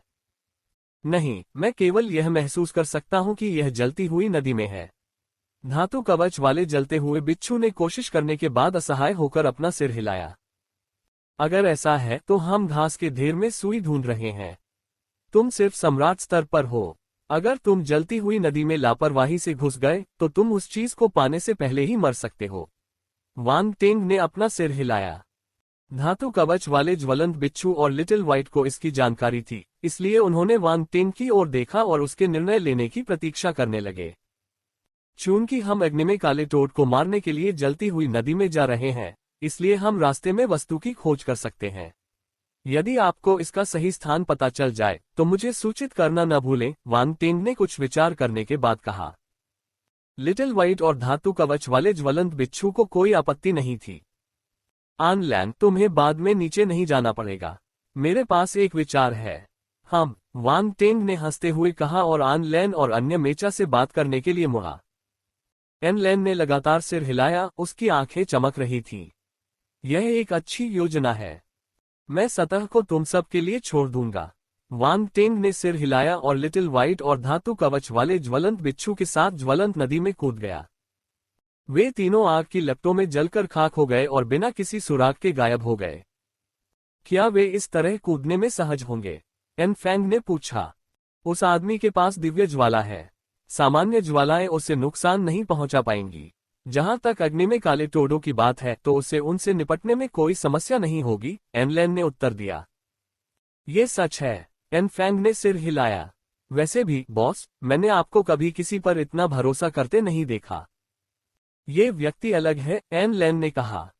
बाकी तीन मेचा ने आश्चर्य से उसकी ओर देखा और गहरी सोच में सिर हिलाया। एक सामान्य मार्शल योद्धा इतनी अचानक सफलता हासिल नहीं कर पाएगा। यह एकमात्र आश्चर्य नहीं है, एन लैन ने अर्थपूर्ण लहजे में कहा। जलती नदी में वांग टेंग को लगा कि आग ने उसे चारों ओर से घेर लिया है। चिलचिलाती गर्मी ऊपर उठ रही थी, जो नदी में घुसे सभी जीवों को जलाने की कोशिश कर रही थी। कितना भयावह तापमान था, वांग टेंग अचंभित रह गया। अगर उसके पास एमरल्ड ग्लेज्ड फ्लेम सूट नहीं होता जो उसकी रक्षा करता, तो वह निश्चित रूप से इस वातावरण में जलकर मर जाता। दिव्य अवस्था तक आगे बढ़ने के बाद भी वह गर्मी का सामना नहीं कर सका। उसने जल्दी से लिटिल व्हाइट और धातु कवच वाले ज्वलंत बिच्छू को देखा। वह अचंभित रह गया। आप ठीक लग रहे हैं? वान टेंग ने हैरानी से पूछा। हाँ गुरुजी, तापमान इतना अधिक नहीं है, धातु कवच वाले ज्वलंत बिच्छू ने उत्तर दिया। क्या ये बहुत ज्यादा नहीं है? ये कैसे संभव है? वान टेंग ने सोचा कि क्या धातु कवच वाला ज्वलंत बिच्छू मजाक कर रहा था। वह अपने आसपास के तापमान को साफ साफ महसूस कर सकता था, लेकिन ये दो तारा जानवर उसे बता रहे थे कि तापमान ज्यादा नहीं है। क्या उसे कोई भ्रम था? कांव कांव, लिटिल व्हाइट भी कांव कांव करने लगा। वह गर्मी से अप्रभावित था और जलती नदी में उड़ता रहा। इसके अलावा ऐसा लग रहा था कि वह इसका आनंद ले रहा था। क्या हो रहा है? वान टेंग ने भौहें सिकोड़ी। उसे लगा कि यह कोई भ्रम नहीं है और न ही उसकी इंद्रियों में कोई समस्या है। केवल एक ही संभावना थी। चलो चलें। वान टेंग ने अपने मन में विचार को दबा दिया और लिटिल व्हाइट और धातु कवच वाले ज्वलंत बिच्छू को बुलाया। दोनों आध्यात्मिक पालतू जानवरों ने एक दूसरे की ओर देखा और वान टेंग के पीछे चले गए। नदी चौड़ी और गहरी थी, लेकिन सतह से कुछ भी दिखाई नहीं देता था। कोई केवल आकाश में क्षैतिज रूप से फैली एक अंतहीन जलती हुई नदी ही देख सकता था। ये स्पष्ट था कि इस ज्वलंत नदी दुनिया के मालिक ने इस नदी का निर्माण करने के लिए अंतरिक्ष शक्ति का इस्तेमाल किया था। वान टेंग अपने आध्यात्मिक पालतू जानवरों के साथ गहराई में गोता लगाता रहा। ज्वाला उन्हें नुकसान नहीं पहुंचा सकती थी, इसलिए उसे उनके बारे में चिंता करने की जरूरत नहीं थी। At noble bun eight. लेकिन वे जितना गहरे गए, तापमान उतना ही अधिक होता गया। लिटिल व्हाइट और धातु कवच वाला ज्वलंत बिच्छू अप्रभावित रहे। वे समुद्र में वापस लौट रही मछलियों की तरह बेहद बेफिक्र थे। दिलचस्प, वान टेंग मुस्कुराया। उसे अपने अनुमान पर ज्यादा यकीन हो गया था।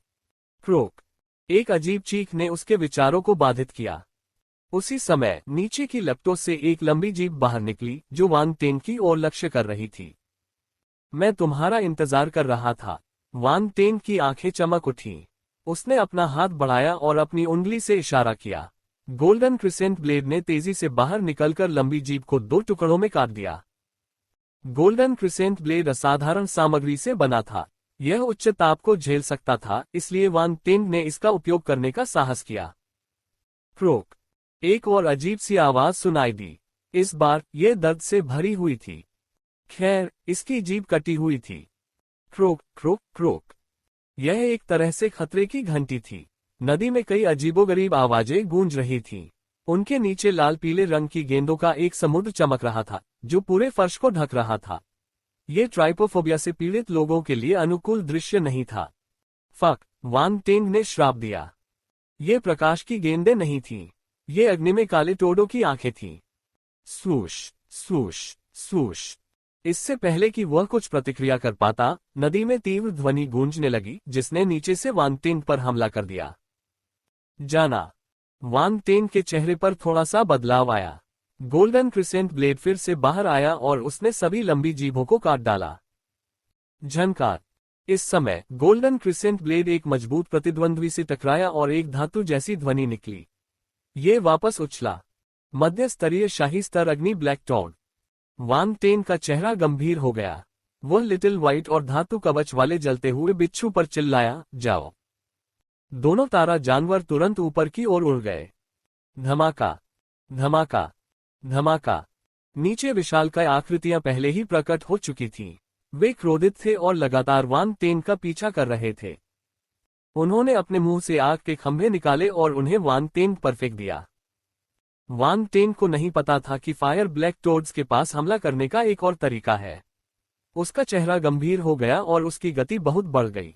वह आग के खंभों के बीच आगे पीछे घूमता रहा और ऊपर की ओर उड़ते हुए उन्हें चकमा देता रहा। उन्होंने लिटिल व्हाइट और धातु कवच वाले ज्वलंत बिच्छू को अपने अंतरिक्ष खंड में नहीं रखा।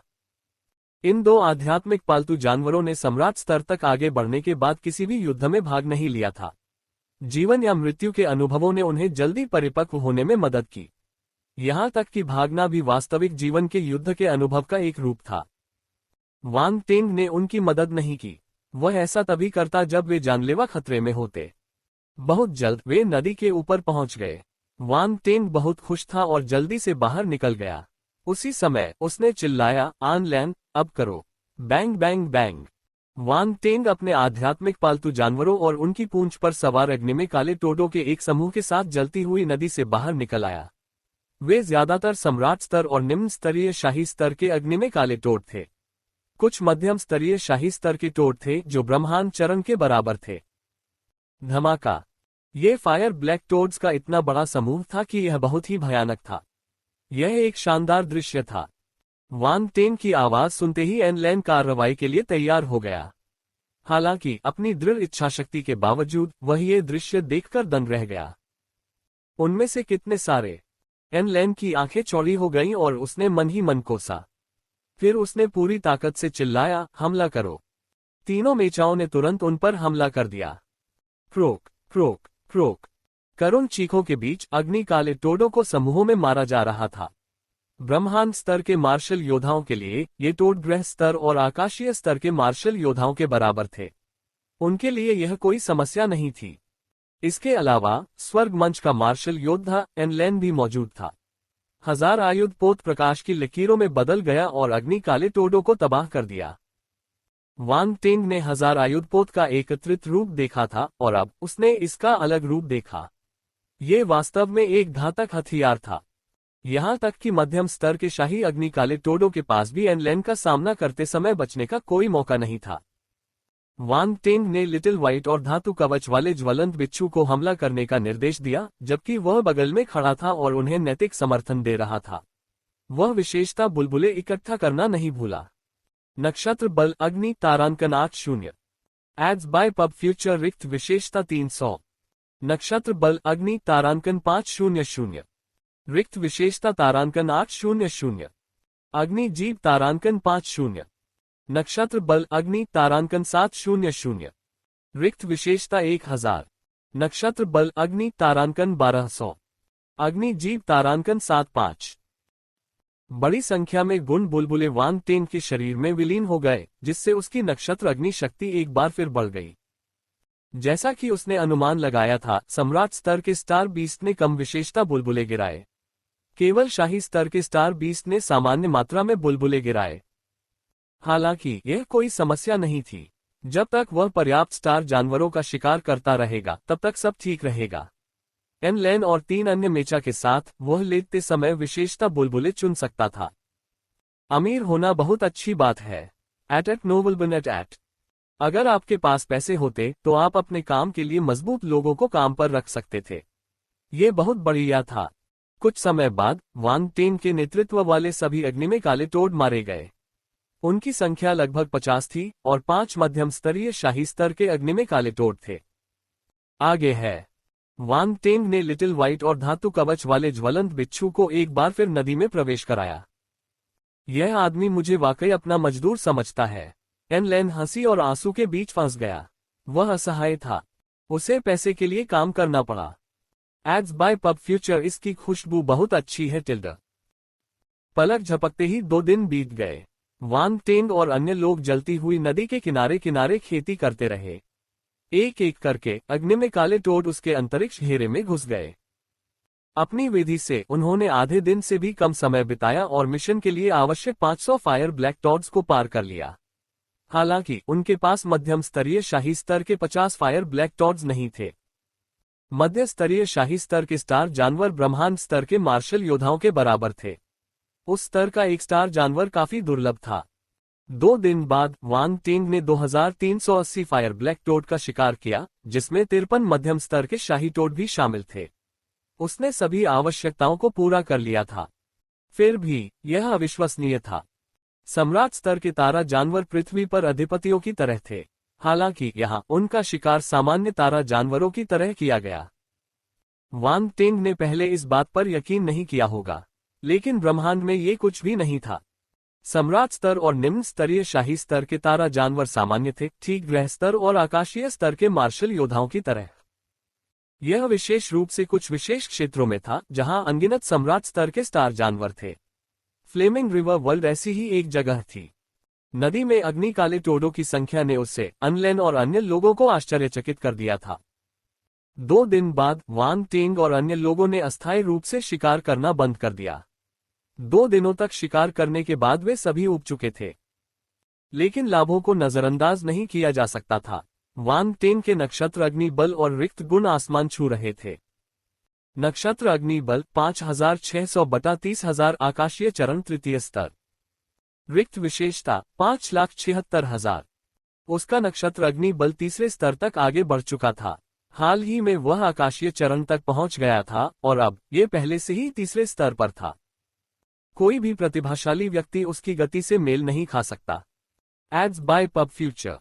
इस बीच उसके पास 576,000 खाली विशेषताएं थीं, जो पहले कभी नहीं थीं। वान टेंग ने यह तय नहीं किया था कि वह उनका उपयोग कैसे करेगा, उन्हें फिलहाल बचाकर रखा था। इस परीक्षण के खत्म होने के बाद उसके लिए इस बारे में सोचने में बहुत देर नहीं हुई थी। इसके अलावा उन्होंने एक अन्य कौशल में भी काफी सुधार किया था। अग्निजीव 10,000 बटा 10,000 पूर्ण। ये वाकई एक आश्चर्य था। उसने वास्तव में इसे पुनर्तः सिद्ध कर दिया। वान टेन की अग्निजीव का प्रयोग बहुत उच्च स्तर पर पहुंच गया था। यह अधिक लचीला और तेज था और वह इसकी शक्ति और दृढ़ता को नियंत्रित कर सकता था। उनकी महारत शायद अनगिनत अग्निकाले टोडों से भी आगे निकल जाएगी। एक पल के लिए वान टेन को समझ नहीं आया कि उसे क्या महसूस करना चाहिए। कई तस्वीरें जो उसके दिमाग में नहीं आनी चाहिए थीं, अनायास ही उभर आईं। शर्मिंदा, शर्मिंदा, खांसी बंद करो। क्या तुम अब भी शिकार करना चाहते हो? एन लैन ने उसके जंगली विचारों को बाधित किया। चलो 2 दिन और खोज करते हैं। किसी तरह मुझे लगता है कि इस जलती हुई नदी के अस्तित्व के पीछे कोई गहरा अर्थ छिपा है, वान टेंग ने विचार करने के बाद जवाब दिया। ओह, तुम ऐसा क्यों कहते हो? क्या तुम्हें नहीं लगता कि यहाँ बहुत सारे अग्निकाले टोड हैं? ये थोड़ा ज्यादा है, लेकिन ये कोई बड़ी बात नहीं होनी चाहिए। आखिरकार वे इतने सालों से यहाँ पले बड़े हैं और उन्हें मारने के लिए कोई शिकारी भी नहीं है। इतनी संख्या में उनका होना स्वाभाविक है। लेकिन मुझे एक समस्या मिल गई। वान टेंग ने भौहें सिकोड़ ली, मानो वह गहरी सोच में डूबा हुआ था। क्या समस्या है? जब मैं अपने 2 आध्यात्मिक पालतू जानवरों को नदी में लाया तो मुझे एहसास हुआ कि वे बहुत ज्यादा प्रभावित नहीं हुए थे। यह नदी तारा जानवरों के लिए बहुत दोस्ताना लगती है। क्या ऐसा है? अब जब तुमने ये कह दिया है तो ये थोड़ा अजीब लगता है। एन लैन ने अपनी ठुड्डी रगड़ी और उसकी आंखें चमक उठी, मानो वह उसी समस्या के बारे में सोच रहा हो। फिर उसने थोड़ी देर बाद पूछा, क्या तुम्हें कोई विचार है? मेरे पास एक अनुमान है, लेकिन मुझे नहीं पता कि यह सही है या नहीं। मुझे इसकी पुष्टि करनी होगी। दुर्भाग्य से मैं पिछले कुछ दिनों में वह नहीं पा सका जो मैं चाहता था। वान टेंग ने असहायता से अपना सिर हिलाया। चलो 2 दिन और खोज करते हैं। हमने 3 दिन तक जलते हुए नदी के क्रिस्टल खोदे और 2 दिन तक फायर ब्लैक टोड्स का शिकार किया। इससे कोई फर्क नहीं पड़ता कि आप इसे खोजने में 2 दिन और लगाते हैं। विरासत प्राप्त करने के लिए हमारे पास अभी भी आधा समय बचा है। अब तक कोई भी सफल नहीं हुआ है, यह इतना आसान नहीं होगा। इसके लिए बहुत ज्यादा उम्मीदें न रखें। आपको परिणाम को स्वीकार करना होगा। बस सुनिश्चित करें कि आप दोनों मिशन जीतें। काओ होंटू और अन्य लोग भी शायद यही योजना बना रहे हैं, एनलैन ने कहा। आप वास्तव में होशियार हैं, वान टेंग ने आश्चर्य से कहा। क्या तुम मुझे नीचे से देख रहे हो? एनलैन ने उसे घूर कर देखा। नहीं, तुम मुझे जानते हो, मैं हमेशा तुम्हारे जैसे मजबूत व्यक्ति की प्रशंसा करता हूँ, वान टेंग ने अपनी मासूम आंखें चौड़ी करके कहा। उद्धरण चिन्ह भागो टिल्डर, एनलैन ने बुरे मूड में थूका। जलती नदी में वान टेंग ने लिटिल व्हाइट और धातु कवच वाले ज्वलंत बिच्छू के साथ फिर से नदी में गोता लगाया। वे सीधे गहराई में चले गए। अगर इस जगह पर कुछ अजीब था तो वह निश्चित रूप से सबसे गहरे हिस्से में छिपा होगा। यह एक निर्विवाद तथ्य था। जलती नदी की एक सीमा थी। हालांकि इसे स्थानिक शक्ति का उपयोग करके बनाया गया था, लेकिन अधिकतम गहराई कुछ 100 मीटर थी। जलती नदी के तल में न तो पत्थर थे, न रेत और न ही आग। ऐसा लग रहा था कि नीचे लावा बह रहा है। ये गहरे लाल रंग का था और धीमी गति से बह रहा था। इससे चिलचिलाती गर्मी फैल रही थी। वान टेंग ने लावा में एक वस्तु फेंकने की कोशिश की और देखा कि यहाँ का तापमान जलती नदी की लपटों से कहीं ज्यादा था। जो भी चीज इसे छूती वह तुरंत जल जाती। वह ये भी बता सकता था कि लावा केवल आधा मीटर गहरा था। इसकी सीमित गहराई के कारण इसके अंदर कोई बड़ी चीज छिप नहीं सकती थी। स्वूश। एक अग्नि तत्व अजगर कुछ समय से लावा में लेटा हुआ था। अचानक वह उछला और वान टेन पर हमला कर दिया, उसे निगलने के लिए अपना मुंह खोला। अग्नि में काला टोड जलती हुई नदी में रहने वाला एकमात्र तारा जानवर नहीं था। वहां अन्य तारा जानवर भी थे। हालांकि अग्नि में काला टोड नदी के शासक थे जबकि अन्य केवल सहायक थे। कांव कांव। मालिक सावधान रहें। Ads by pub future. Little White और धातु कवच वाले ज्वलंत बिच्छू ने एक ही समय में उसे चेतावनी दी। हम्फ। वान टेंग ने नाक सिकोड़ी। गोल्डन क्रिसेंट ब्लेड हवा में वार करता हुआ निकल गया। अग्नि तत्व वाला अजगर एक सेकंड के लिए हवा में जम गया, फिर उसका शरीर उसके सिर से शुरू होकर 2 भागों में विभाजित हो गया। बड़ी मात्रा में ताजा खून निकला, लेकिन आग की लपटों को छूते ही वह वाष्पित हो गया। एक निम्न स्तरीय शाही स्तर का सितारा जानवर मुझ पर हमला करने की हिम्मत करता है। क्या वह जीने से थक गया है? वान टेंग ने बिना कुछ कहे अपना सिर हिला दिया। क्या ये तारा जानवर लंबे समय तक इस शांतिपूर्ण वातावरण में रहने के बाद मूर्ख हो गए थे? इस समय अजगर का शरीर अंदर से जलने लगा। क्या हो रहा है? वान टेंग ने आंखें सिकोड़ कर पूछा। जब ये तारा जानवर जीवित थे तो उन्हें कुछ नहीं हुआ। फिर भी मरने के बाद वे आग की लपटों में जल गए। इससे पहले उन्होंने सभी अग्नि में काले टोडों को जलती हुई नदी से बाहर निकाल लिया और उनकी लाशें रख लीं। इस प्रकार उन्होंने इस स्थिति पर ध्यान नहीं दिया। वान टेंग ने उस अजगर को गौर से देखा जो खुद ही जल गया था। उसने उसका सारा ध्यान अपनी ओर खींच लिया था। कुछ देर बाद विशालकाय अजगर गायब हो गया। केवल उसका सिर बचा था। वान टेंग ने एक लंबी सांस ली। उसके दिमाग में कई विचार आए। उसे लगा कि शायद उसे पता चल जाए कि क्या हो रहा है। अचानक अजगर के सिर से एक अजगर की छाया निकली और दूर भागने की कोशिश करने लगी।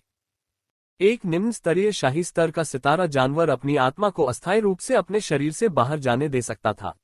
विशाल अजगर की आत्मा भाग्यशाली थी कि वह उसके हमले से बच गई, इसलिए वह मरी नहीं। हालांकि चूंकि उसका शरीर चला गया था, इसलिए उसकी आत्मा को बचना ही था, अन्यथा वह अंततः मर जाती। स्वाभाविक रूप से वान टेंग इसे जाने नहीं देगा। जब वह अपना कदम उठाने ही वाला था, उसने कुछ देखा और आश्चर्य से चौंक गया। At novel bin net ads by pub future. छाया अंदर से जलने लगी और हरे धुएं के गुबार में गायब हो गई।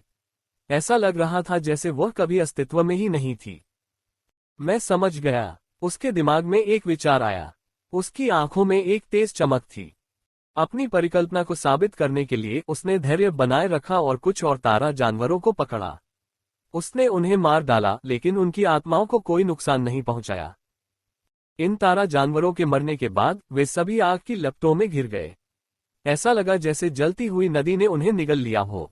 वे एक पल में गायब हो गए। वास्तव में वान टेंग ने पलकें झपकाईं। उसे अपने अनुमान पर पूरा यकीन था। वह तुरंत लिटिल व्हाइट और धातु कवच वाले ज्वलंत बिच्छू को ज्वलंत नदी से बाहर ले आया। क्या तुमने हार मान ली? जब एन लैन ने वान टेंग को बाहर आते देखा तो उसने उत्सुकता से पूछा। मुझे ढक दो, वान टेंग ने गंभीरता से कहा। उसने आगे कुछ नहीं बताया और जलती हुई नदी के ऊपर पैर मोड़कर बैठ गया। क्या आप? एन लैन आश्चर्यचकित था। उसके पास कुछ सवाल थे, लेकिन वान टेंग ने पहले ही अपनी आंखें बंद कर ली थीं, इसलिए वह पूछ नहीं सका। वान टेंग के माथे से सफेद रोशनी का एक धुंधला गोला निकला। आध्यात्मिक शरीर। एन लैन ने भौहें सिकोड़ी। उसने अपनी आत्मा को मुक्त कर दिया। वह क्या करने की कोशिश कर रहा है? यह प्रकाश की गेंद एक आध्यात्मिक शरीर से बना एक तारा था। अपने माथे से उड़कर वान टेंग ने इसे नियंत्रित किया और इसे जलती हुई नदी में गोता लगाने दिया। अरे वाह! एन लैन ने बेकाबू होकर गाली दी। उसका चेहरा बदल गया। यह आदमी पागल है। क्या वह किस्मत को ललचा रहा है? उसने अपने आध्यात्मिक शरीर को जलती हुई नदी में फेंकने की हिम्मत कैसे की? उसकी भौहें सिकुड़ी हुई थीं और उसके शरीर की आत्मा बेचैन हो रही थी। वह किसी भी समय वान टेंग को बचाने के लिए तैयार था। लेकिन अपनी आत्मा साधना के बावजूद अगर वह अपनी आत्मा को जलती हुई नदी में प्रवेश करने देता तो उसे बहुत ज्यादा चोट लगती। वह ज्यादा देर तक अंदर नहीं रह सकता था या फिर वह कभी वापस नहीं आ पाता। Ads by pub future. Wan Teng को नहीं पता था कि एन लैन कितना घबराया हुआ था। उसने जलती नदी में उतरने से पहले काफी तैयारियां कर ली थीं। वह कभी भी अपनी जान को मजाक में नहीं लेगा। इस समय उसकी आत्मा जलती हुई नदी में भटक रही थी और नीचे डूब रही थी। पेशाब। नदी के अंदर की लपटों ने उसकी आत्मा को घेर लिया। वांग टेन को तुरंत एक भयानक झुलसने वाला दर्द महसूस हुआ। ये दर्द उसके शरीर से नहीं बल्कि उसकी आत्मा से आया था। ये शारीरिक चोट से 1000 गुना ज्यादा भयानक था, किसी को मरने के लिए काफी था। हौंफना। वांग टेन ने हवा की एक बड़ी सांस ली। हालांकि वह अब सिर्फ एक आध्यात्मिक शरीर था, इसलिए वह कुछ नहीं कर सकता था। सौभाग्य से वह एक दिव्य आत्मा गुरु था। वह अपनी आध्यात्मिक शक्ति का उपयोग अस्थायी रूप से प्रतिरोध करने के लिए कर सकता था। यदि नहीं तो लपटें उसकी आत्मा की उत्पत्ति को जला देंगी, जिससे वह जल्दी ही राख हो जाएगा। समय धीरे धीरे बीतता गया। सब कुछ शांत लग रहा था। कुछ भी नहीं हुआ। वांग टेन को भयंकर दर्द सहना पड़ा। उसका चेहरा पीला पड़ गया था और माथे से पसीने की बड़ी बड़ी बूंदें टपक रही थीं। उसका शरीर बेकाबू होकर कांपने लगा। उसकी आध्यात्मिक शक्ति समाप्त हो चुकी थी। ये पहली बार था जब ऐसी स्थिति आई थी। उनकी आध्यात्मिक शक्ति का भंडार पहले कभी खाली नहीं हुआ था। एक बार जब उसकी सारी आध्यात्मिक शक्ति समाप्त हो जाएगी तो धधकती नदी की लपटें उसके आध्यात्मिक शरीर के लिए सीधा खतरा बन जाएंगी। वांग टेन को मौत का खतरा महसूस हुआ। वह अपनी आध्यात्मिक शक्ति को बहाल करने के लिए अपनी खाली विशेषताओं का उपयोग करना चाहता था, लेकिन उसने अचानक रोक दिया। उसके दिमाग में कई विचार आए। पैसा कमाने के लिए आपको पैसे खर्च करने होंगे। मैं अपना सब कुछ देने जा रहा हूं। वांग टेन ने अपने दांत पीस लिए। उसने कोई भी खाली विशेषता का उपयोग नहीं किया और अपने आध्यात्मिक शरीर को पूरी तरह से नदी की लपटों के सामने उजागर होने दिया। धमाका। आग की लपटें बढ़ती गईं और आध्यात्मिक शरीर को अपनी चपेट में ले लिया, जिससे वह बुरी तरह जल गया। दर्द और भी बढ़ गया। वांग टेन की हालत बहुत खराब थी। उसे लग रहा था कि वह किसी भी समय फट जाएगा। मैं इसे सहन कर लूंगा, मैं इसे सहन कर लूंगा, मैं चोदूंगा। प्रश्नवाचक चिन्ह। वांग टेन अपने दिल में चिल्लाया। उसका चेहरा विकृत हो गया। वह पागल है। वह मौत की आंखों में झांक रहा है। ये दृश्य देखकर एन लैन चकित रह गया। अगर तुम मर जाओ तो मुझे कोई आपत्ति नहीं है, लेकिन मेरे पैसों का क्या होगा? तुमने मुझे कोई पैसा नहीं दिया है। नहीं, मैं तुम्हें मरने नहीं दे सकता। अरे, मैं ये क्यों कर रहा हूँ? वांग टेन अपनी चरम सीमा पर पहुंच चुका था। उसकी आत्मा असहनीय पीड़ा झेल रही थी और वह गिरने के कगार पर था। दर्द बहुत कष्टकारी। यद्यपि उसकी इच्छाशक्ति बहुत मजबूत थी, फिर भी ये दर्द बहुत भयानक था। उसे अचानक समझ में आया कि शैतान भगवान चियान को कैसा महसूस हुआ होगा जब उसने उसे पन्ना चमकदार लौ के साथ यातना दी थी। क्या ये कर्म था? वांग टेन ने आत्मचिंतन करना शुरू कर दिया। उसे लगा कि शायद वह अतीत में बहुत आगे निकल गया था। एक पल सोचने के बाद उसने खुद को बचाने के लिए अपनी खाली विशेषताओं का उपयोग करने का फैसला किया। वह अब और विरोध नहीं कर सकता था।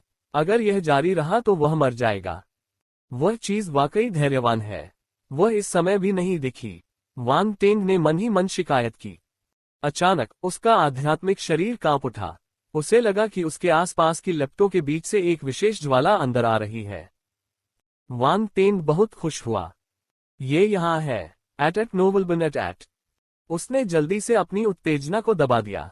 साथ ही उसने अपने खाली गुणों का उपयोग करने के विचार को त्याग दिया। वह एक कमजोर दिखावा करता रहा, अपने आध्यात्मिक शरीर में विशेष ज्वाला के प्रवेश की प्रतीक्षा करता रहा। हालांकि यह विशेष लौ बेहद सतर्क थी। यह एक चोर की तरह थी। यह तुरंत कमरे में घुसी नहीं, बल्कि सावधानी से एक कदम अंदर ले गई। फिर इसने अपना दूसरा पैर उठाया और अंदर चली गई, कमरे का निरीक्षण करने के लिए इधर उधर झांकने लगी। वांग टेन का आध्यात्मिक शरीर टूटने की कगार पर था। जब उसने लौ को इधर उधर घूमते देखा तो वह घबरा गया। जल्दी।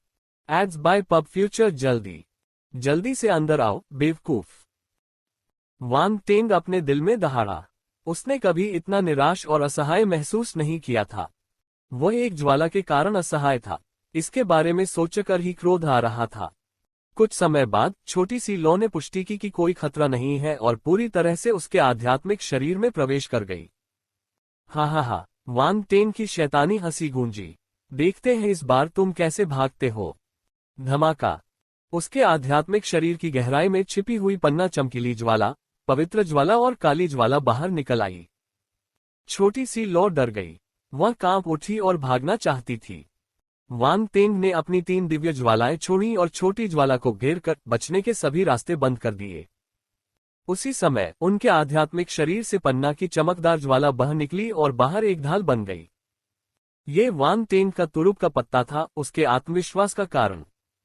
उन्होंने पहले से ही अपने आध्यात्मिक शरीर में 3 दिव्य ज्वालाओं को छिपा रखा था, ताकि उन्हें किसी दुर्घटना का भय न रहे। फिर भी उसने अपनी सतर्कता नहीं छोड़ी। आध्यात्मिक शरीर बहुत कमजोर होता है। उसे सीधे जलती हुई नदी के सामने लाना खतरनाक था। कोई भी गलती होने पर वह मर सकता था। जैसे ही आग बुझी, वांग तेंग ने राहत की सांस ली। उसके चेहरे पर पीड़ा कम हो गई। एनलेन मदद करना चाहता था, लेकिन जब उसने ये दृश्य देखा तो वह रुक गया। वह हैरान था। उसने ऐसा किया। वह वांग तेंग के चारों ओर घूमा और पुष्टि की कि उसकी जान को कोई खतरा नहीं है। उसे राहत महसूस हुई। अच्छा हुआ उसका पैसा सुरक्षित था। Ads by pub future. Wang Teng का ध्यान अपने आध्यात्मिक शरीर पर था। उसने लाल रंग की छोटी लौ को गौर से देखा। छोटे दोस्त, तुमने मुझे बहुत तकलीफ में डाल दिया है। वांग तेंग ने अपने दांत पीस लिए और छोटी सी लौ को घूरने लगा। उसके चारों ओर 3 दिव्य ज्वालाएं जल रही थीं, जिससे दिव्य ज्वालाओं की शक्तिशाली उपस्थिति का आभास हो रहा था। लाल लौ कांप उठी। वह सिकुड़कर एक छोटी सी गेंद बन गई और एक छोटी बच्ची की तरह डरावने ढंग से कांपने लगी। आत्मसमर्पण करो या मर जाओ। वांग तेंग ने हत्या के इरादे से भरी चेतना की एक किरण छोड़ी। अगर वह प्रतिरोध करने की कोशिश करती तो वह अपनी दिव्य ज्वाला छोड़ देता और उस छोटी सी ज्वाला को भस्म कर देता। लाल रंग की छोटी सी लौ और भी अधिक हिंसक रूप से कांपने लगी। वह अत्यधिक भयभीत थी। तब उसने अपने विचार वांग तेंग तक पहुंचाए। मैं आत्मसमर्पण करता हूं। वांग तेंग दंग रह गया। उसने इतनी जल्दी आत्मसमर्पण कर दिया। वश में करने की प्रक्रिया इतनी सहज थी कि यह वास्तविक लग रही थी। स्क्रिप्ट सही नहीं थी। एक दिव्य ज्योति के रूप में क्या आपको थोड़ा संघर्ष और प्रतिरोध नहीं करना चाहिए? आपकी गरिमा कहाँ है? क्या तुम सचमुच आत्मसमर्पण कर रहे हो? वांग तेंग ने उत्सुकता से पूछा। लाल लौ एक छोटे कछुए में बदल गई और उत्साह से सिर हिलाया। वह एकटक वांग तेंग को घूर रहा था। तो फिर अपना मूल द्वार खोलो और मुझे अपना आध्यात्मिक निशान छोड़ने दो, वांग तेंग ने कहा। लाल रंग की छोटी सी लौ ने आखिरकार हिचकिचाहट दिखाई, लेकिन अपने चारों ओर दिव्य ज्वालाओं की 3 गेंदों को देखकर उसने सिर हिलाया और वापस ज्वाला में बदल गई। अब वांग तेंग के संकोच की बारी थी। इस दिव्य ज्योति ने उसके अनुरोध को बहुत जल्दी स्वीकार कर लिया। क्या वह उसे धोखा देने की कोशिश कर रही थी? हालांकि हिचकिचाहट सिर्फ 1 सेकंड तक ही रही। वह अंतिम चरण पर पहुंच चुका था। उसे बस अपनी आध्यात्मिक छाप छोड़नी थी और ये दिव्य ज्योति उसकी हो जाएगी। Ads by pub future. अब वह कैसे पीछे हट सकता था? वांग तेंग शांत हो गया। उसने अपनी 3 दिव्य ज्वालाओं से कहा कि वे तैयार रहें, ताकि छोटी ज्वाला के पलटवार की स्थिति में वे बच सकें। वास्तविकता ने साबित कर दिया कि यह लाल छोटी सी लौ सचमुच डरपोक थी। उन्होंने बिना किसी दुर्घटना के सफलतापूर्वक अपनी छाप छोड़ी। मैंने कर दिखाया। वांग तेंग ने राहत की सांस ली। इस दिव्य ज्योति को पाकर उन्हें विश्वास हो गया कि उनका अनुमान सही था। 1000 जानवरों की आत्मा ज्वाला। दिव्य ज्वाला की यह गेंद एक पौराणिक विशेष ज्वाला थी जो हजारों तारा जानवरों की आत्माओं और रक्त से बनी थी। वर्षों में इसमें कई परिवर्तन भी हुए। हजारों जानवरों की आत्मा की ज्वाला सभी सितारा जानवरों के खून और आत्माओं को अवशोषित कर सकती है। साथ ही ये सितारा जानवरों को बहुत लाभ पहुंचा सकती है। लिटिल व्हाइट और धातु कवच वाले ज्वलंत बिच्छू को इस सोल ऑफ 1000 बीस्ट्स फ्लेम के कारण ज्वलंत नदी से कोई खतरा महसूस नहीं हुआ। जब विशाल अजगर आग की लपटों में जल गया तो वांग तेंग ने अपने अनुमान की पुष्टि की। ये बिल्कुल वही गुण थे जो 1000 जानवरों की आत्मा की लौ में थे। अफवाहें सच थीं। फ्लेमिंग रिवर वर्ल्ड के मालिक ने उसमें एक दिव्य ज्वाला छिपा रखी थी। वांग तेंग को पहले तो यकीन नहीं हुआ। जब उसने इस बारे में सोचा तो उसे लगा कि उसके चेहरे पर तमाचा पड़ा है। कौन जानता था कि यह पूरी जलती हुई नदी 1000 जानवरों की आत्मा की ज्वाला से बनी थी। ये सबके सामने स्पष्ट रूप से प्रकट हुई और बहुत देर तक सबको धोखा देती रही। यदि वांग तेंग अपने 2 अग्नितत्व आध्यात्मिक पालतू जानवरों को साथ नहीं लाता तो उसे कुछ भी गलत नजर नहीं आता। कितना करीबी मुकाबला था। वह लगभग चूक गया था। वांग टेंग ने स्वयं को भाग्यशाली महसूस किया। दिव्य ज्वाला को वश में करने के बाद उन्होंने अपने आध्यात्मिक शरीर को नियंत्रित कर अपने भौतिक शरीर में वापस लौट आए। धमाका। आध्यात्मिक शरीर ज्वलंत नदी से बाहर निकला और वांग टेंग के माथे में प्रवेश कर गया। एन लैन और अन्य लोग उसके चारों ओर इकट्ठा हो गए। वांग टेंग ने अपनी आंखें खोलीं। उसका चेहरा अभी भी थोड़ा पीला था, लेकिन उसकी आंखों में खुशी थी। ऐसा लगता है कि आप सफल हो गए हैं, एन लैन ने कहा। धन्यवाद, वांग टेंग मुस्कुराया। मैं इस मिशन के दौरान तुम्हारे बारे में चिंतित था। तुम्हें मुझे और पैसे देने होंगे, एन लैन ने नाक भान सिकोड़ी। कोई बात नहीं, वांग टेंग बहुत अच्छे मूड में था। वह खुशी से हंस पड़ा। क्या लाभ हुआ, एन लैन ने उत्सुकता से पूछा जब उसने देखा कि वांग टेंग कितना खुश था। उसे अभी भी नहीं पता था कि वांग टेंग ने जलती नदी में क्या किया था। एक रहस्यमयी मुस्कान के साथ वांग टेंग ने अपना हाथ आगे बढ़ाया, जहां लाल रंग की ज्वाला का एक गोला मंडरा रहा था। लाल रंग की लौ बहुत ही अजीब थी। ये लगातार अपना रूप बदलती रहती थी। पहले यह बादलों में उड़ता हुआ एक ड्रैगन था, और फिर यह अपने पंख फैलाता हुआ एक फीनिक्स था। इसके अलावा कछुए, अजगर, टोड और पक्षी जैसे कई जानवर भी थे। यह एक दिव्य ज्वाला है। एन लैन की आंखें चौड़ी हो गईं। उसे अपनी आंखों पर संदेह हुआ। एक और दिव्य ज्वाला। इस व्यक्ति के पास पहले से ही एक दिव्य ज्योति थी। अब उसके पास एक और है। ये भाग्य क्या है? मुझे ईर्ष्या हो रही है। Ads by pub future. ये सही है, यह एक दिव्य ज्योति है। वांग टेंग मुस्कुराया और सिर हिलाया। उसने इसे नहीं छिपाया क्योंकि वह ये नहीं छिपा सकता था कि वह आगे क्या करने जा रहा है। तुम्हें ये जलती नदी से मिला। एन लैन ने गहरी सांस ली और पूछने से पहले शांत हो गई। नदी का अस्तित्व बहुत समय से था। हालांकि सड़कों पर इसके बारे में चर्चा होती थी, लेकिन किसी को भी यहाँ दिव्य ज्योति के निशान नहीं मिले थे। समय के साथ लोगों ने इसे अफवाह मानना शुरू कर दिया। आखिरकार फ्लेमिंग रिवर वर्ल्ड के मालिक ने दिव्य ज्योति के बारे में कोई खबर नहीं बताई। यदि किसी ब्रह्मांड स्तरीय मार्शल योद्धा के पास दिव्य ज्वाला हो, तो उसके लिए इसे छिपाना असंभव होगा, इस हद तक कि किसी को भी इसके बारे में पता न चले, जब तक कि उसने कभी दिव्य ज्वाला का उपयोग न किया हो। लेकिन दिव्य ज्योति के अस्तित्व को जानने और उसे वश में करने में वांग टेंग को बस कुछ ही दिन लगे। यह एक सपने जैसा लगा। इस बार उनका मुख्य उद्देश्य ट्रायल मिशन के लिए था। इसके अलावा फ्लेमिंग रिवर वर्ल्ड अपनी सीमा पर था और समय उनके पक्ष में नहीं था। ये पिछले उम्मीदवारों के विपरीत था, जिनके पास बहुत समय था। वे कई महीनों तक रहेंगे, फिर भी वे खाली हाथ रह गए। जब आपने इसकी तुलना इस प्रकार की, यही कारण था कि एन लैन को यह अविश्वसनीय लगा। वांग टेंग ने सिर हिलाया और ज्यादा कुछ नहीं बताया। वह उसे धीरे धीरे पचाने वाला था। फिर वह आगे बढ़ा और अपने हाथ में रखी लौ को बाहर फेंक दिया। जाओ। 1000 जानवरों की आत्मा की ज्वाला नदी के ऊपर तैर रही थी और एक अजीब लहर उत्सर्जित कर रही थी। ये किस लिए है? एन लैन ने पूछा। देखो और तुम्हें पता चल जाएगा। वांग टेंग मुस्कुराया और उसे शो का आनंद लेने का इशारा किया। धमाका। इस समय धधकती नदी में अचानक आग की लपटें उठने लगी और राक्षसी लहरें आकाश की ओर बढ़ने लगीं। गड़गड़ाहट टिल्ड। गर्जना के बीच सभी लपटें 1000 जानवरों की आत्मा की ज्वाला की ओर एकत्रित हुईं और उसमें विलीन हो गईं। Ads by pub future. यह एक शानदार दृश्य था। पूरी जलती हुई नदी बाढ़ की तरह उफान पर थी, मानो कोई तबाही आने वाली हो। यहां तक कि वांग टेंग भी ये देखकर कांप उठा कि यह क्या हो रहा है, और उसकी आंखों में हल्की चमक आ गई। यदि उसके पास दिव्य ज्वालाएं न होती तो वह ऐसी भयावह ज्वाला का सामना करने का साहस न कर पाता। क्या ये दिव्य ज्वाला पूरी नदी को अवशोषित कर लेगी? एन लैन ने अविश्वास से पूछा, जैसे उसने कुछ अनुमान लगा लिया हो। अधिक सटीक रूप से कहें तो ये पूरी नदी इसका हिस्सा है। हॉन्फना, ये दिव्य ज्वाला भयानक है, एन लैन ने कहा। तीनों मेचा कॉस्मोस स्टेज मार्शल योद्धाओं ने एक दूसरे को देखा और कुछ कदम पीछे हट गए। वे उग्र नदी के पास जाने की हिम्मत नहीं कर पाए। एन लैन, तैयार हो जाओ। काओ हुंटू और अन्य लोग निश्चित रूप से इस तरह के हंगामे से आकर्षित होंगे, वांग टेंग ने चेतावनी दी। एन लैन दंग रह गई और तुरंत बोली, ठीक है। तीनों मेचा तनावग्रस्त हो गए और युद्ध के लिए तैयार हो गए। जल्दी करो, वांग टेंग ने आदेश दिया। 1000 जानवरों की आत्मा की ज्वाला में एक खास तरह की बुद्धि थी। जब उसने ये सुना तो उसने अपनी अवशोषण की गति बढ़ा दी। उस समय फ्लेमिंग रिवर वर्ल्ड के मालिक ने दिव्य ज्वाला को अपने केंद्र में रखकर ज्वाला नदी का निर्माण किया था।